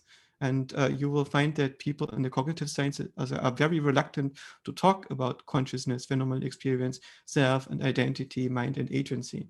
And there are even reasonable people very much at the root of our field or at the top of the field, which claim that it's outside of the domain of our sciences to really deal with these concepts in an adequate way. And terms like spirit, soul, God, incarnation, trance, and so on are basically in the domain of superstition now, even though they once, I think, were more or less technical terms that were required to make sense of the way in which we interact with reality. So we leave the domains in which these concepts have meaning to people that are outside of the realm of our sciences. And it takes a very long time to recover them and rebuild them in a new framework. So I think what we have to start out with is epistemology, and that means that we have to understand that the strengths of the confidence that we have about anything needs to correspond to the strengths of the evidence that we have. We need to understand what a model is, and we have to understand that we have different types of models. So we have models that are built in formal languages in which we have concepts of truth that are defined using grammatical structures, and predicates that we apply using symbol games. And then we have perceptual models that are usually built on creating coherence between patterns. And perceptual models are what's at the foundation of what our brain is using to create our intuitive model of reality. The perceptual models encode patterns to predict other patterns, present and future patterns. And they do this via networks of relationships between the patterns, which are the observed invariances, things that don't change in the relationships between the patterns, and free parameters, which are the variables that change over time, the variables that hold state to encode variance. So the patterns that we are dealing with in our mind are visual patterns, auditory patterns, tactile patterns, proprioceptive ones, emotional ones, imaginary patterns. They are integrated into percepts, environmental percepts, somatosensory percepts which correspond to our body, motivational percepts that correspond to our volition, mental percepts that correspond to the things that we imagine. And they are integrated into mental simulations, which play out in a perceptual space that we subjectively experience as our external and internal reality. And this perceptual space has a very dominant unit that we typically call the self. The self is composed out of our somatosensory, motivational, and part of our mental percepts, and contains a somatic self, a social self, and a personal self. Somatic self is basically the experience of your body. The social self is the relationships that you experience yourself having to yourself and others as agents, and as an agent in the social environment. And the personal self is one that is relating to your short-term biography, to your own sense of agency, and so on. We have also another domain, the perceptual space, which is the current world state. That is basically our perception, which room we are currently in, where we're sitting, what we are perceiving outside of us. And we have a mental stage in which we imagine things, entertain hypotheses, remember things, and so on. So the things that play out on the mental stage, we know that these are counterfactual. They're not currently the case, but they are basically our mental playground in which we can explore things and reason and so on. Beyond the current world state, we know that we can have different world states. I know if I leave this room, I can enter the living room or the kitchen and so on. If I can leave my house, I will be in Menlo Park. If I leave Menlo Park, I will be somewhere else in the Bay Area and so on. I know that the Bay Area is part of California, which is part of the United States, which is part of planet Earth, which is part of the solar system and so on. So I have lots and lots of global maps that relate the local perceptual spaces to each other. And this is basically knowledge. And this knowledge can get extended into a unified world model, which includes ideas about how physics works, how knowledge is organized, and so on. And this integrates my understanding of this world state of res extensa with my understanding of the self and the nature of the mental stage and so on. And an important part of making everything happen in my mind is an attentional system that allows me to single out facts and play with them. And this is in some sense the conductor of the mental orchestra. And it can select features from your percepts or directly in the mental simulations. And it's being controlled by the self. So you have an attentional self model, which is an integrated part of yourself. And indeed, what I mostly experience myself is this thing that is on the other side of attention. I am the thing that is attending. And to make that happen, we need to have a protocol memory. So we remember the things that we have attended to. And this gives rise to our stream of consciousness. We can navigate this protocol memory. Conscious attention amounts to the ability to construct index memories for the purpose of learning, of course. And this protocol memory can be abstracted into a biographical memory, and this gives rise to a biographical self, which in turn creates an identity. I remember I am a person that existed yesterday, that might exist tomorrow, and so on.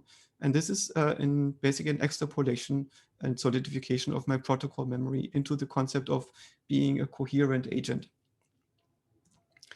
And the main purpose of this attentional system is to single out the parts in my mind that need to be related in any given context so I can learn.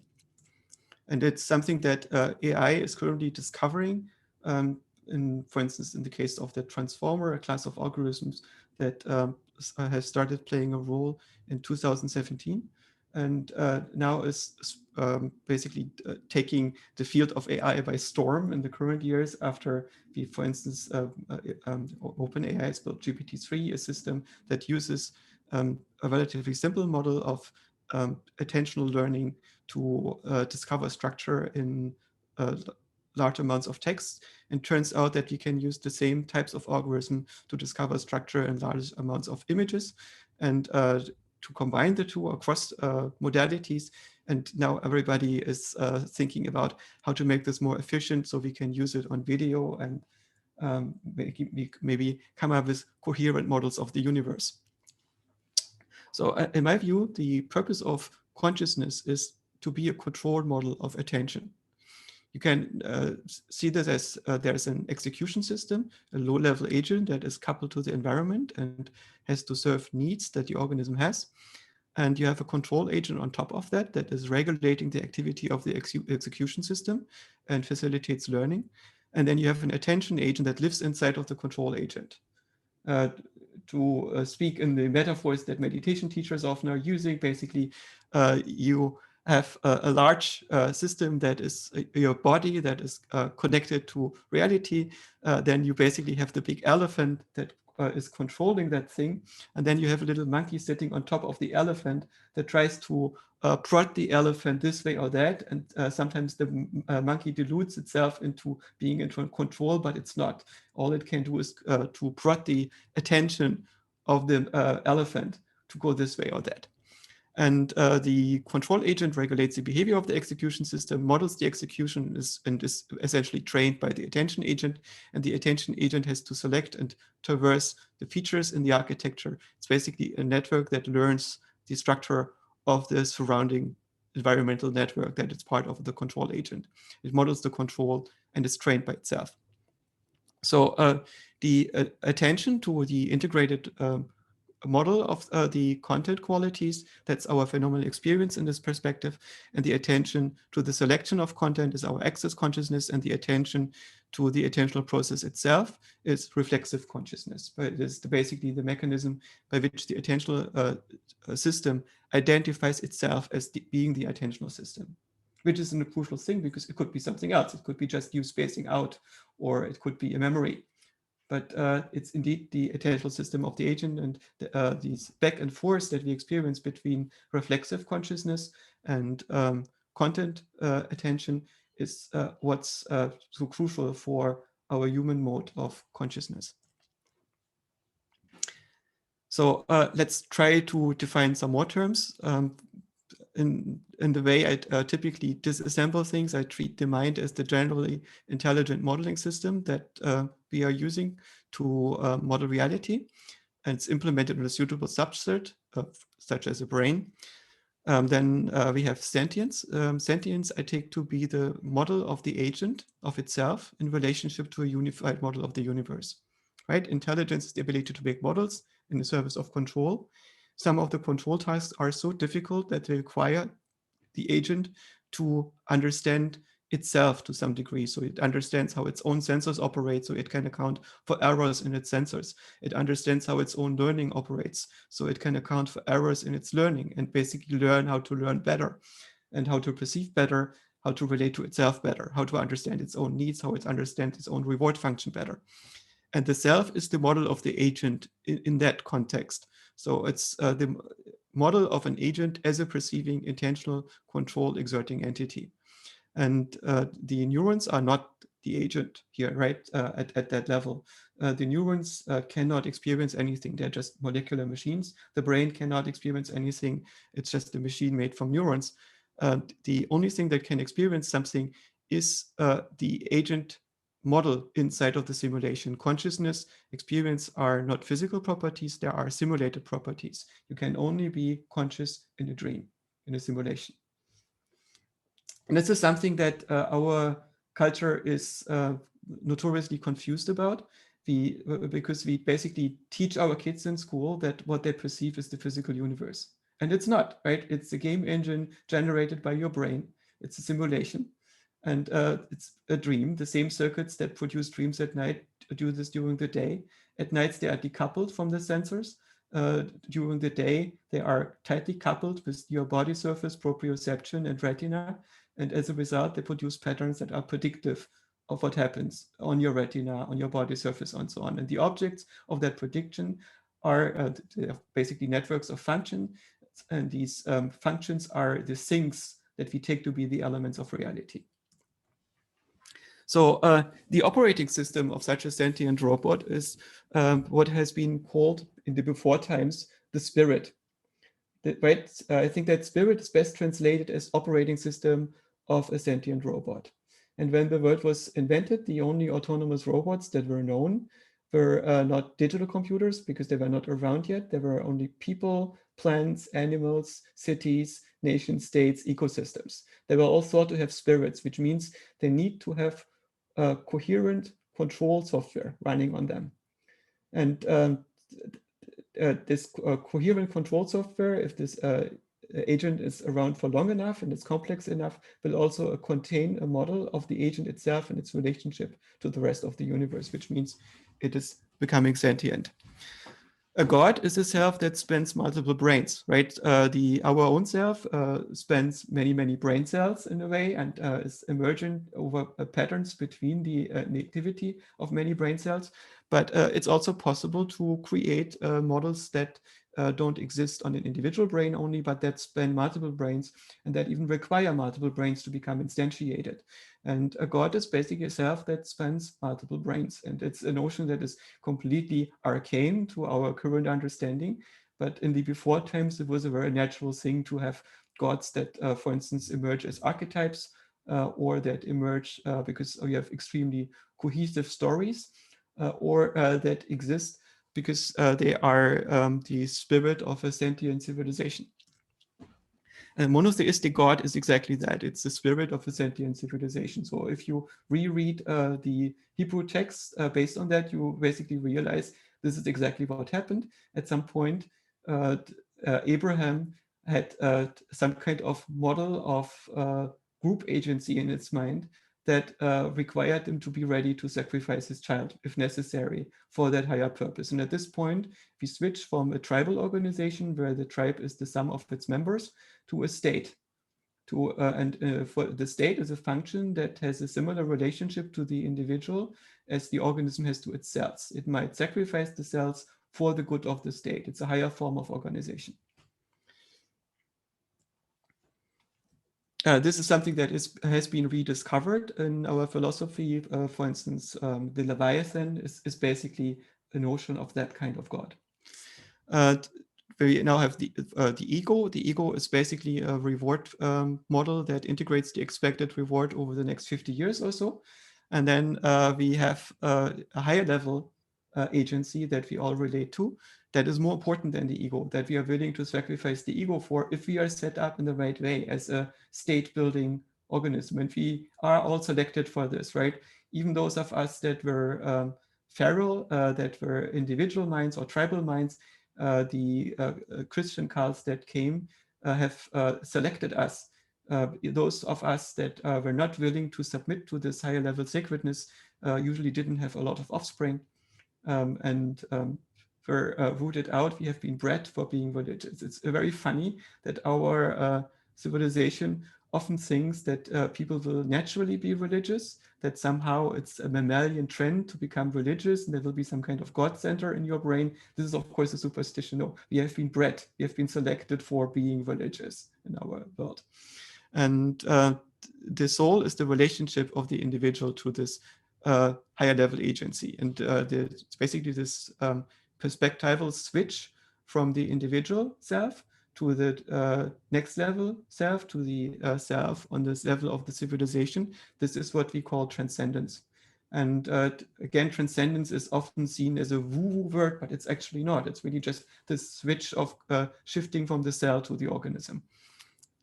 And when we interact with each other, we either do this based on our egos. So we look at what are our individual local interests, and then we negotiate between them. And as a result, we get transactional relationships with each other. And there are limits to these transactional relationships. And if we have non-transactional relationships, we can do things without keeping the books on the individual level. And non-transactional relationships are based on discovering that we serve the same higher purpose, which means shared sacredness, right? And this is at the core of what we call love. Love is the discovery of shared sacredness in each other, which means we act with each other not based on what we personally get from it, but we act on it based on what we perceive as this being the sacred thing that the other one is serving as well. So from this perspective, we can now start looking at ethics. And I see ethics as the principled negotiation of conflicts of interest under conditions of shared purpose. Without a shared purpose, you won't have ethics, right? If you want to slaughter an animal and you don't see any kind of shared purpose with this animal, you have no ethical obligation towards this animal. If you perceive that you have an ethical obligation, that's because you decide that you do share some purpose, like the avoidance of suffering with that animal. It's a decision that you need to make. So I feel that I have an ethical obligation towards cows. It's not a mutual thing. The cows don't care about me in the same way. So I try to avoid eating cows if I can help it.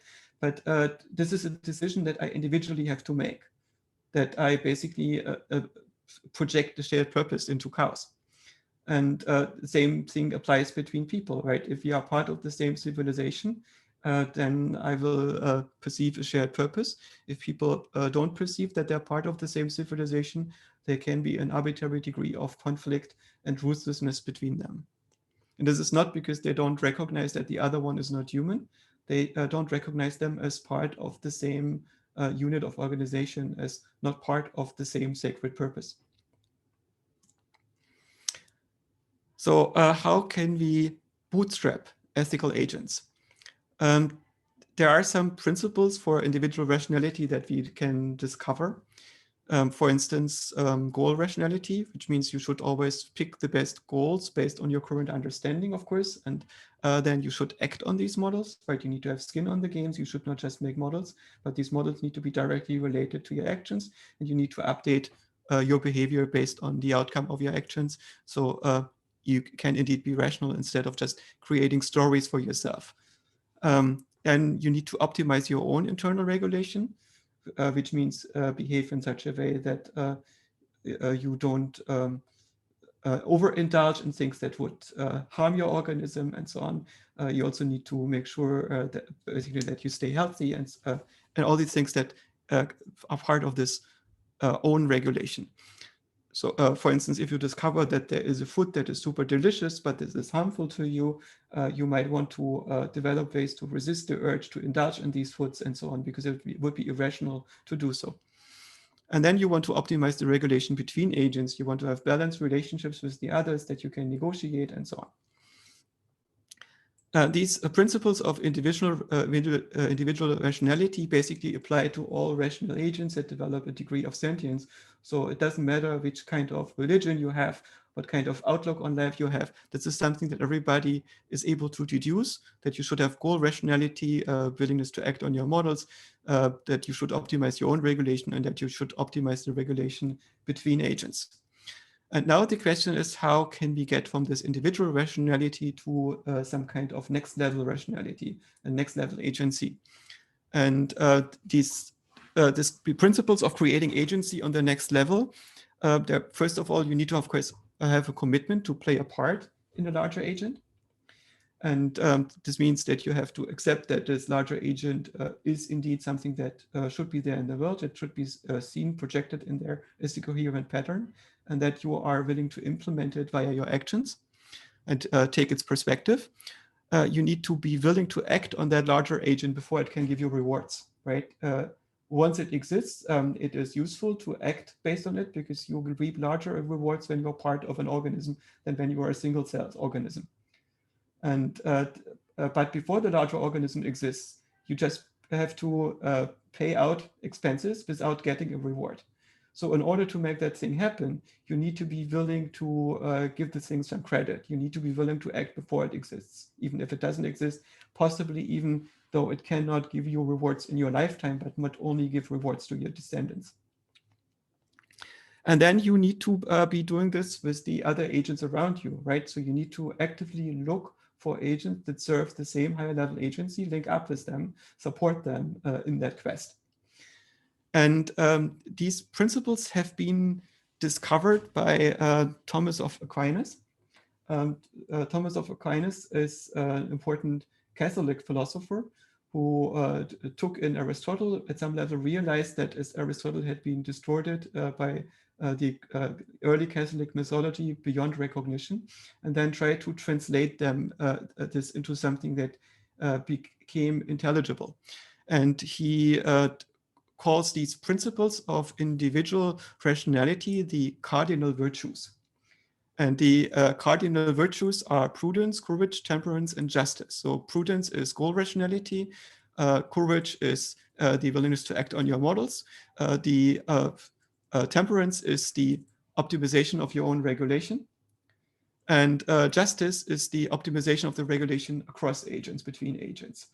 And then he also explains these cardinal virtues are things that everybody can deduce. It's totally logical. Every rational being should follow them, right? So even if you are an extreme libertarian Silicon Valley Bitcoin billionaire, this is what you should be doing, even if you don't care about what the rest of the financial system will be doing after you got all your Bitcoins. But now the question is, how can you get this next level agency? And he calls this the divine virtues. And the divine virtues, he says, have to be revealed. They cannot be deduced. And so when I read this first, I was very suspicious, because I thought this means that you have eminent scholars with beards that have privileged access to knowledge via talking to supernatural entities, via burning bush interfaces on holy mountains, and which means I cannot question them. But it turns out this is not the case. What he meant is instead of deducing them, you have to induce them. You have to posit them and look what happens if you posit them. So if you postulate these principles, what inference can you make based on when you assume them, right? So he says, in some sense, what you have to have is this commitment to play a part in this larger agent and its reality, which is called faith. And then you have to have the willingness to act before you get rewards, which he calls hope. And notice that this notion of hope that he talks about is very different from the notion of hope that we have in our everyday common language. Hope in our everyday common language is basically desire to have a better outcome, or the expectation that there is a better outcome than that you would have otherwise. And in Christianity, it actually means the commitment to act in the absence of present rewards. And then we have love. And love is the willingness on acting on the shared higher purpose with the other agents. And it's fascinating to me that all these things, in some sense, I did encounter them early on in our culture, and they are nothing that we reflect on. They seem to be somewhat ubiquitous in the background, but they're nothing that seems to be derived. They are being taught. And this is, I think, completely the wrong perspective. To this sense that anything is valid, it needs to be possible to derive it yourself.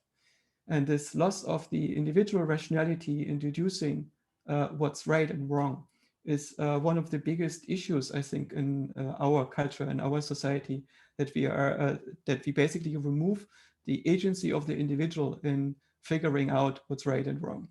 And this mental autonomy is, I think, an absolutely crucial part of the ability of the individual agent to play its part in an ethical system.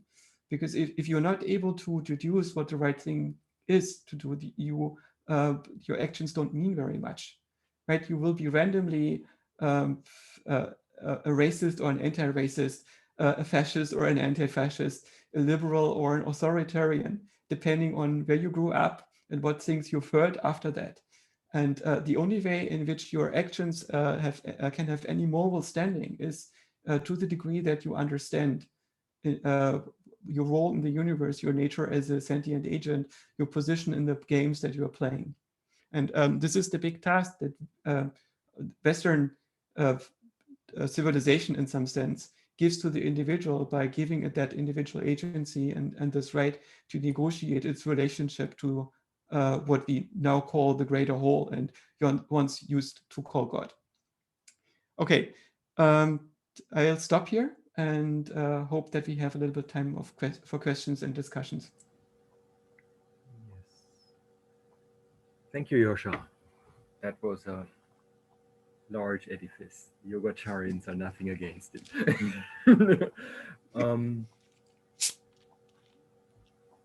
We have half an hour left, and do we need to take a little break?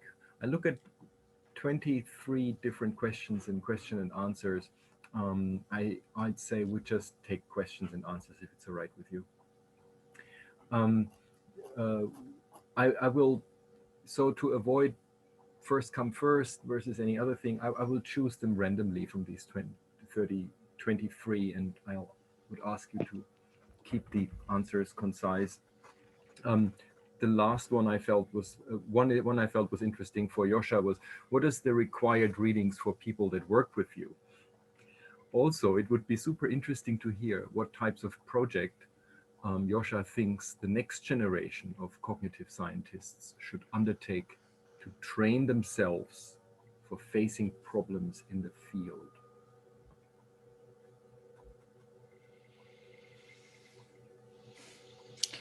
I probably should get back to updating the syllabus. I don't quite know what the required reading is. For instance, when I was too young, I read Joscha Bach. Basically, I read this as a teenager, and I learned about piano's axioms and many other things from it. But the problem is that it basically has set back my intellectual development by a solid 2 decades. Because Hofstadter's notion of the underlying language of mathematics is a pre-constructive one. He basically got Gödel backwards, as Gödel did himself. And this has confused me in fundamental ways. Basically, there are puzzles in Gödel Escher Bach that are due to the existence of infinities, which don't really make sense, and there are better ways of dealing with that. Some of the important readings in a way, but I don't know in which order to best get into this, include the books of Wittgenstein, Shannon, Minsky, Lem. The most important philosopher of mind alive today, I think, is Greg Egan. Incidentally, the favorite author of Marvin Minsky. There is also an important thing that is critical thinking. That you always have to, I think, stay in some sense away from the authorities. There are interaction partners. They're talking to you. It's a dialogue that you need to enter with them. If you read Aristotle not through secondary literature, but by himself, you discover that he gets about 80% of everything right already. So there are problems in the way in which he defines logic. There are that have been to a large degree solved by Tarski and others later. And but it's possible to link these different minds over the centuries and see which dialogue that they are entering. And to get the literacy to enter this dialogue is a hard thing. And I didn't have somebody to put me on this path. I basically grew up in a big cave full of books and read things in almost random order. And there are many things that I only discovered relatively late in my life. And it's tempting to build a better library. And I'm in many ways sad that I didn't have a very good library. Maybe it was also a lucky accident because it meant that I didn't fall into any of the dominant schools too early. And I think that there are very few dominant schools that work very well. Good introductory books to the topics that I've been talking about today might be, for instance, Gary Drescher's book, Good and Real. Good and Real. Mm-hmm. Mm-hmm. All right. Another question is by Alexander Winter for Simon. What parallels do you see between karma and computation? Karma and computation. I mean, it's the nature of computation as the as an action allows for some sort of parallels to be drawn. It's a difficult question to address, of course, because they're inherently quite different things. They're really not they're seeking to describe the same kinds of phenomena at all. But insofar as you have an action and it has a result, there's a parallel to be drawn. I'm not sure that I would want to go too much further than that. Yeah. Do you have anything to add, Marcus?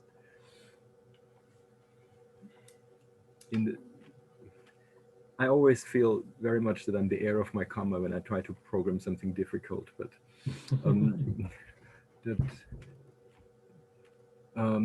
for Joscha, this is about micropsi. You might like this. This is from Dave. Micropsi is a model of the mind, a model for AGI that was the topic of Joscha's first book published in 2009. So Joscha, Dave asks for Joscha, how is self or the me feeling modeled in micropsi? Does it just emerge, or is there a self module whose installation destroys an initial state of nirvana? So is it initialized with nirvana and the self module destroys that initial state, or micropsi, we didn't implement that yet. Micropsi was mostly a moving target to start thinking about the mind. It's derived in a large part from the theories of Dietrich Dörner, a German psychologist, a theoretical psychologist, and there is no such thing as theoretical psychology. He's basically almost the only theoretical psychologist that I am aware of in Germany in his generation. Mm-hmm. And he was friends with people like Lem and some of the other cyberneticians. And he decided to basically take the ideas of cybernetics into psychology and use them to build a computational model of the mind. And in some sense, that was the same project as AI had, or computational cognitive science, and he was unaware of that and tried to do it in psychology. And psychologists at the time where he started doing this were still in the throes of behaviorism and largely couldn't interact with what he was doing. And he was just stubbornly pulling through. And he also didn't publish a lot in English. And I discovered that his ideas thoroughly made sense. He called his theory the Psi theory. It was not an acronym for anything, just Psi is something that psychologists like because it's the first letter for psychology. And when you want to make a theory of everything, maybe that's a good letter to use.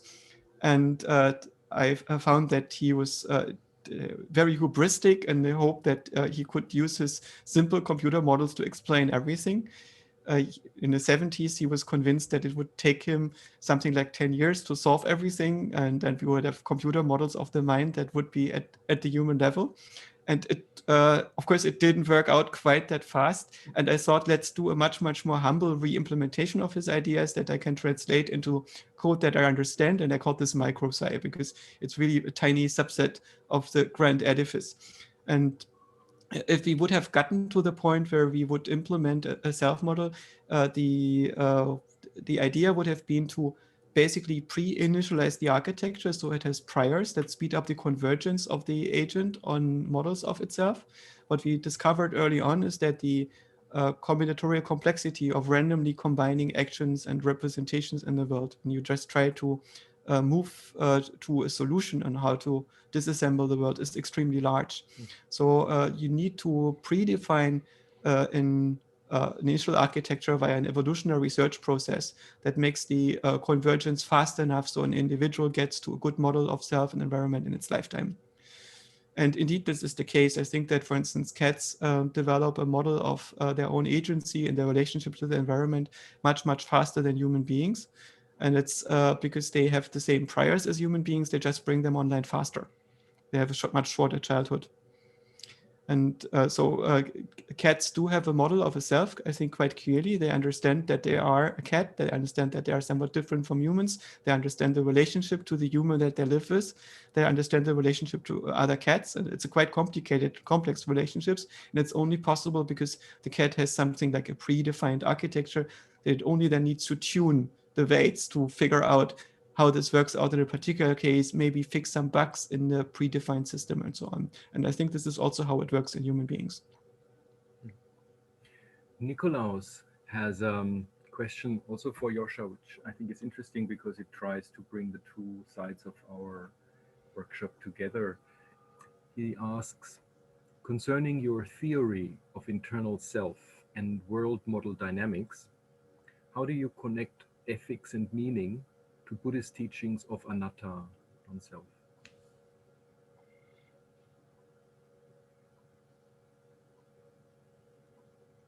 To whom is this question? How do you connect To, ethics? no, who is the recipient of that question? This is for you mainly. Oh, for me, okay. Mhm.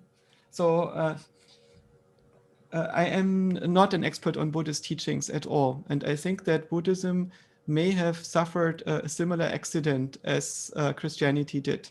The Sanskrit is a dead language, right? The original texts have been retranslated into a different civilization that didn't necessarily have the same reference. And you are the expert here, I am not. Basically, our current canonical understanding of Aristotle has been tainted by what happened in between Aristotle and now.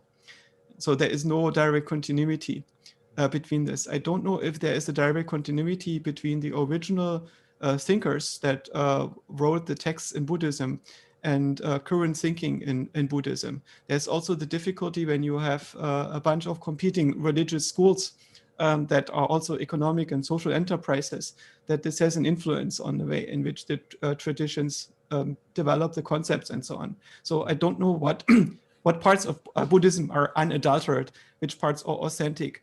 I don't even know the epistemological principles of Buddhism, and that's why I'm not competent at all. So I'm more lurking in Buddhism and listening, and I find that we end up with very similar concepts. There is a big overlap between where we get, and there are many things that Buddhism understands as given or as very obvious and clear that are harder to get to in Western philosophy. And one of the important things is, for instance, the relationship of the individual to the surrounding reality. Right, from Western perspective, it looks as if Buddhism is an idealist philosophy that makes the dream primary that we are in. And I think that Western philosophy is now materialist predominantly, which means it makes the physical machinery primary, and then struggles to explain how the relationship to the dream.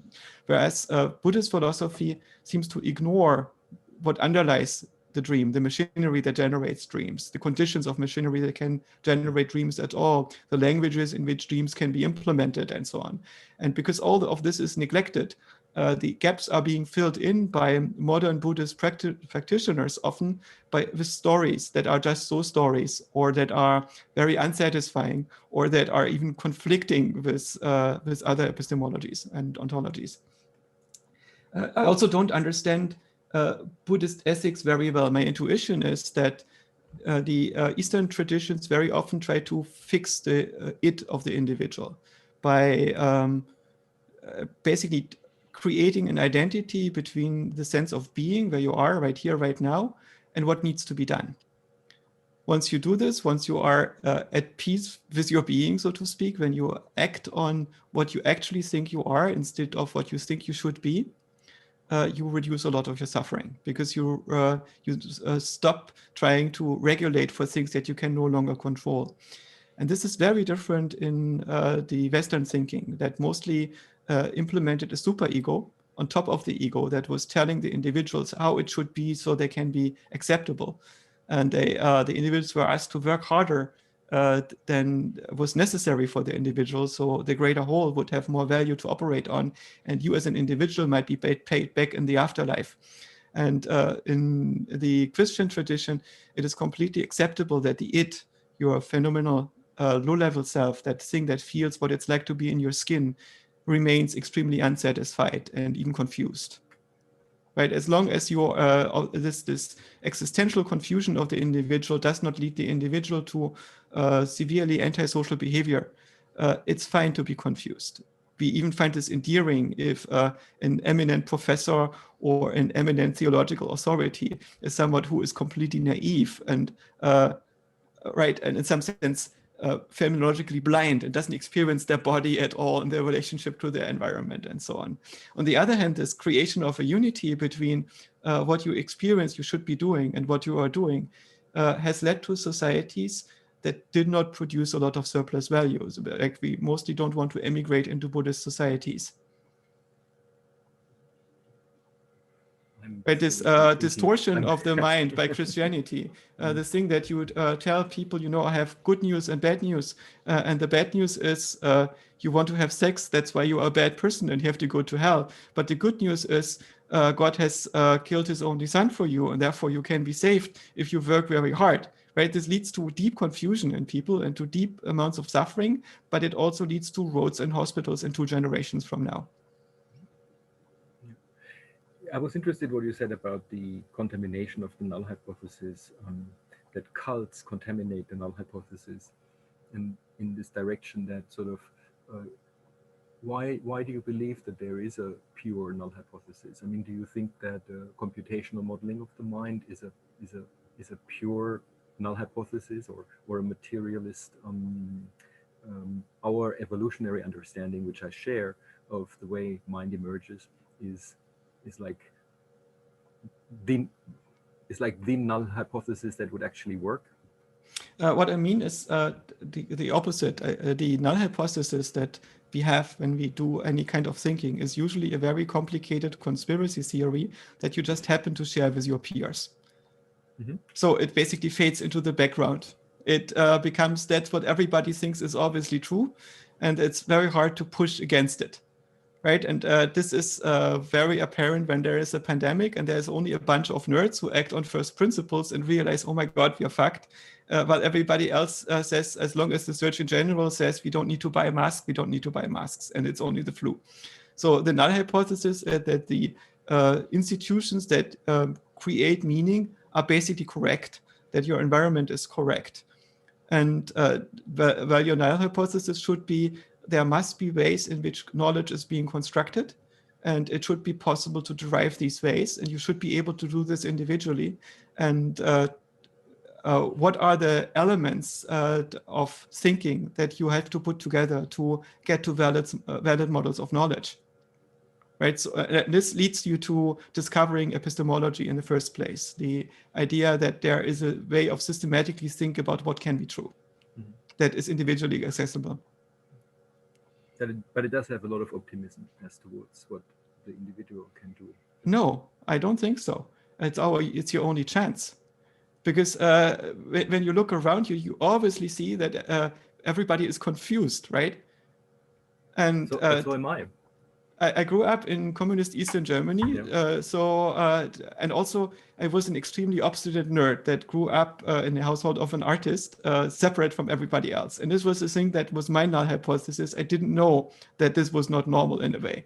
But what I was confronted with was an insane world where everybody was believing the same things that obviously were not true. And that is something that has, in some sense, never changed for me. So I always enter basically rooms where people sincerely seem to believe things that coincide with this beliefs of everybody else around them, and especially with their superiors. And most of these things don't make sense. And my own null hypothesis that everybody is either lying or confused is, of course, mostly wrong. Right? Most people that claim with some credibility that they know something that I don't know are right. But this innate skepticism that I had led me to reconstructing eventually many of the parts where everything makes sense. And so I think it's possible for the individual to go down to the foundations. And in fact, if you look at the history of our own civilization, all the great thinkers were paradigmatic thinkers, which means they indeed did go back to the foundation. They tried to reduce things to first principles and then move out again. And I think that is something that every generation of thinkers has to do. So we have to get away from this perspective that a scientist can be a person who applies methods. A scientist has to be a person who goes back to first principles and then moves out to the edge again. Okay. I would like to bring in an anonymous attendee who asks for Pei and for Joscha. He writes, or she, forgive me for potential misuse of terms. I am from neuroscience, not AI. Do you both believe, similarly as Geoff Hinton proposed? Geoff Hinton was the person who basically made neural networks work for machine learning, so a very important figure within AI. Do you both believe, as Hinton proposed, that we should largely do away with symbol manipulation in order to make better progress with AGI models? Should we do away with symbol manipulation in order to make better progress with AGI models? Perhaps Pei first, and then Joscha? Well, actually, my opinion here is exactly the opposite. Myself does not do neural network, even though I get a lot of inspiration from neural network. And also, I do not do machine learning. I work deep learning, even though I fully agree it's a great technology. Okay, roughly speaking, my position is I think a good model of the brain and a good model of the mind, not the same thing. Okay, neuroscience is a good model, provide good models for the brain. As I said I suggested in my today's talk briefly, I think it's too low level. It includes too much unnecessary details. My work is more on the conceptual level. So I borrow much more from psychology, linguistics, logic, and philosophy than from neuroscience. Even though I have high respect to my colleagues working in that field, but I just think they're doing something different from mine. The same story for deep learning is a great technology. It made recent years bring AI back to the public view. But I don't think that's the way to go to AGI. My own work actually is on a new logic, but I don't, also is not the traditional symbolic AI stuff. I think that's also completely wrong. Okay, so I don't have the time for the detail, but if anyone interested, just check my homepage. That's it. Joscha, what do you think about? I think that this question of symbol manipulation has led to enormous confusion. Right, the physical symbol systems hypothesis that symbol manipulation is necessary and sufficient for producing the things that our mind is doing has been interpreted in multiple ways. And the thing is that the Turing machine, the lambda calculus, physics can all be reconstructed from symbol manipulation, which means you can make some Glasperlenspiel, some kind of formal logical language from which you can recover all of constructive mathematics, and you can model arbitrary things with it and build arbitrary things in it. On another level, there is the fact that the symbol languages that we are using are typically grammatical languages of sorts. And then we have programming languages, which also happen to be grammatical languages, and logical languages, which happen to be grammatical languages. And this has led to the idea that we can use discrete logical language as the right way to implement models of common sense and so on. And this was also, in a way, what Wittgenstein had proposed in the Tractatus. Wittgenstein's idea was to basically take our natural language and fix it to make it more strict, more logical, until it becomes a programming language, and then we can use this as a proper language to think in. And now the question was, how can you integrate percepts into this language? And Wittgenstein calls this images or pictures, and then tries to find ways to integrate them. And in the Tractatus, he thinks he has solved it, but in the course of his life, he realized that he didn't. So there was a problem to ground the abstract grammatical linguistic models that underlie analytical thinking in perceptual imagery. And this was something that was also a problem for first generation AI. And there's another problem that was apparent when people started to implement this, is that the reasoning, the inference mechanisms on these logical structures were not efficient. Because in discrete logical grammar, every possible sentence among the almost infinitely many sentences that you can construct, if it's is equally likely to construct, there are too many to search through. So there need to be a way to sort them by likelihood, to introduce weights and so on. And this was a thing that basically has to be solved by different representations that are not analytic, that cannot be easily deconstructed into grammatical structures. And this is what is being done in deep learning. Deep learning is a generalization of the symbol manipulation into compositional function approximation. And some of these functions can be decomposed grammatically, and some of them cannot. Well, technically, all of them can, but not all of them efficiently. Right? You can translate every neural network into a large set of rules, but the large set of rules can become so large that you can no longer efficiently reason in it. And that happens very, very quickly. So you basically you can only translate very simple neural networks into rule bases that you can reason about with formal logic. And so the logic that our brain is using is a combination of the underlying mechanisms. And I think that Pei is exploring this in his own architecture in ours. That is extending into discrete symbol manipulation. And I think that the discrete symbol manipulation has to be emulated by the underlying structure. So our perceptual mind is at some level discovering the principles of grammatical structure as an abstraction. And the grammatical part, the analytical part of our mind is being used to repair perception. So I think we need both.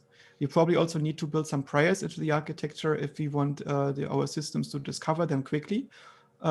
It's also possible now that we have so much compute available that the system discovers it by itself. Thank you. We still have 38 questions unanswered, and there are more than 100 people still joining in this webinar, but we have run out of time. We will not be able to stick around for much longer, I'm afraid, and so I'm sorry for all of you who put Q&A in the little text box there. I do want to thank Professor Wang, Simon Wiles, Joscha Bach. Thanks so much for joining us. I also want to thank Alex and Caitlin and Geneva, who have been helping in the background to set up the webinar, make sure the registration goes all right, do the PR. So it was a teamwork effort. Sanjoy is still with us. Hey, Sanjoy. So thanks for this workshop. I have learned a lot. I hope it was entertaining and fun for you too. And I'll see you next time.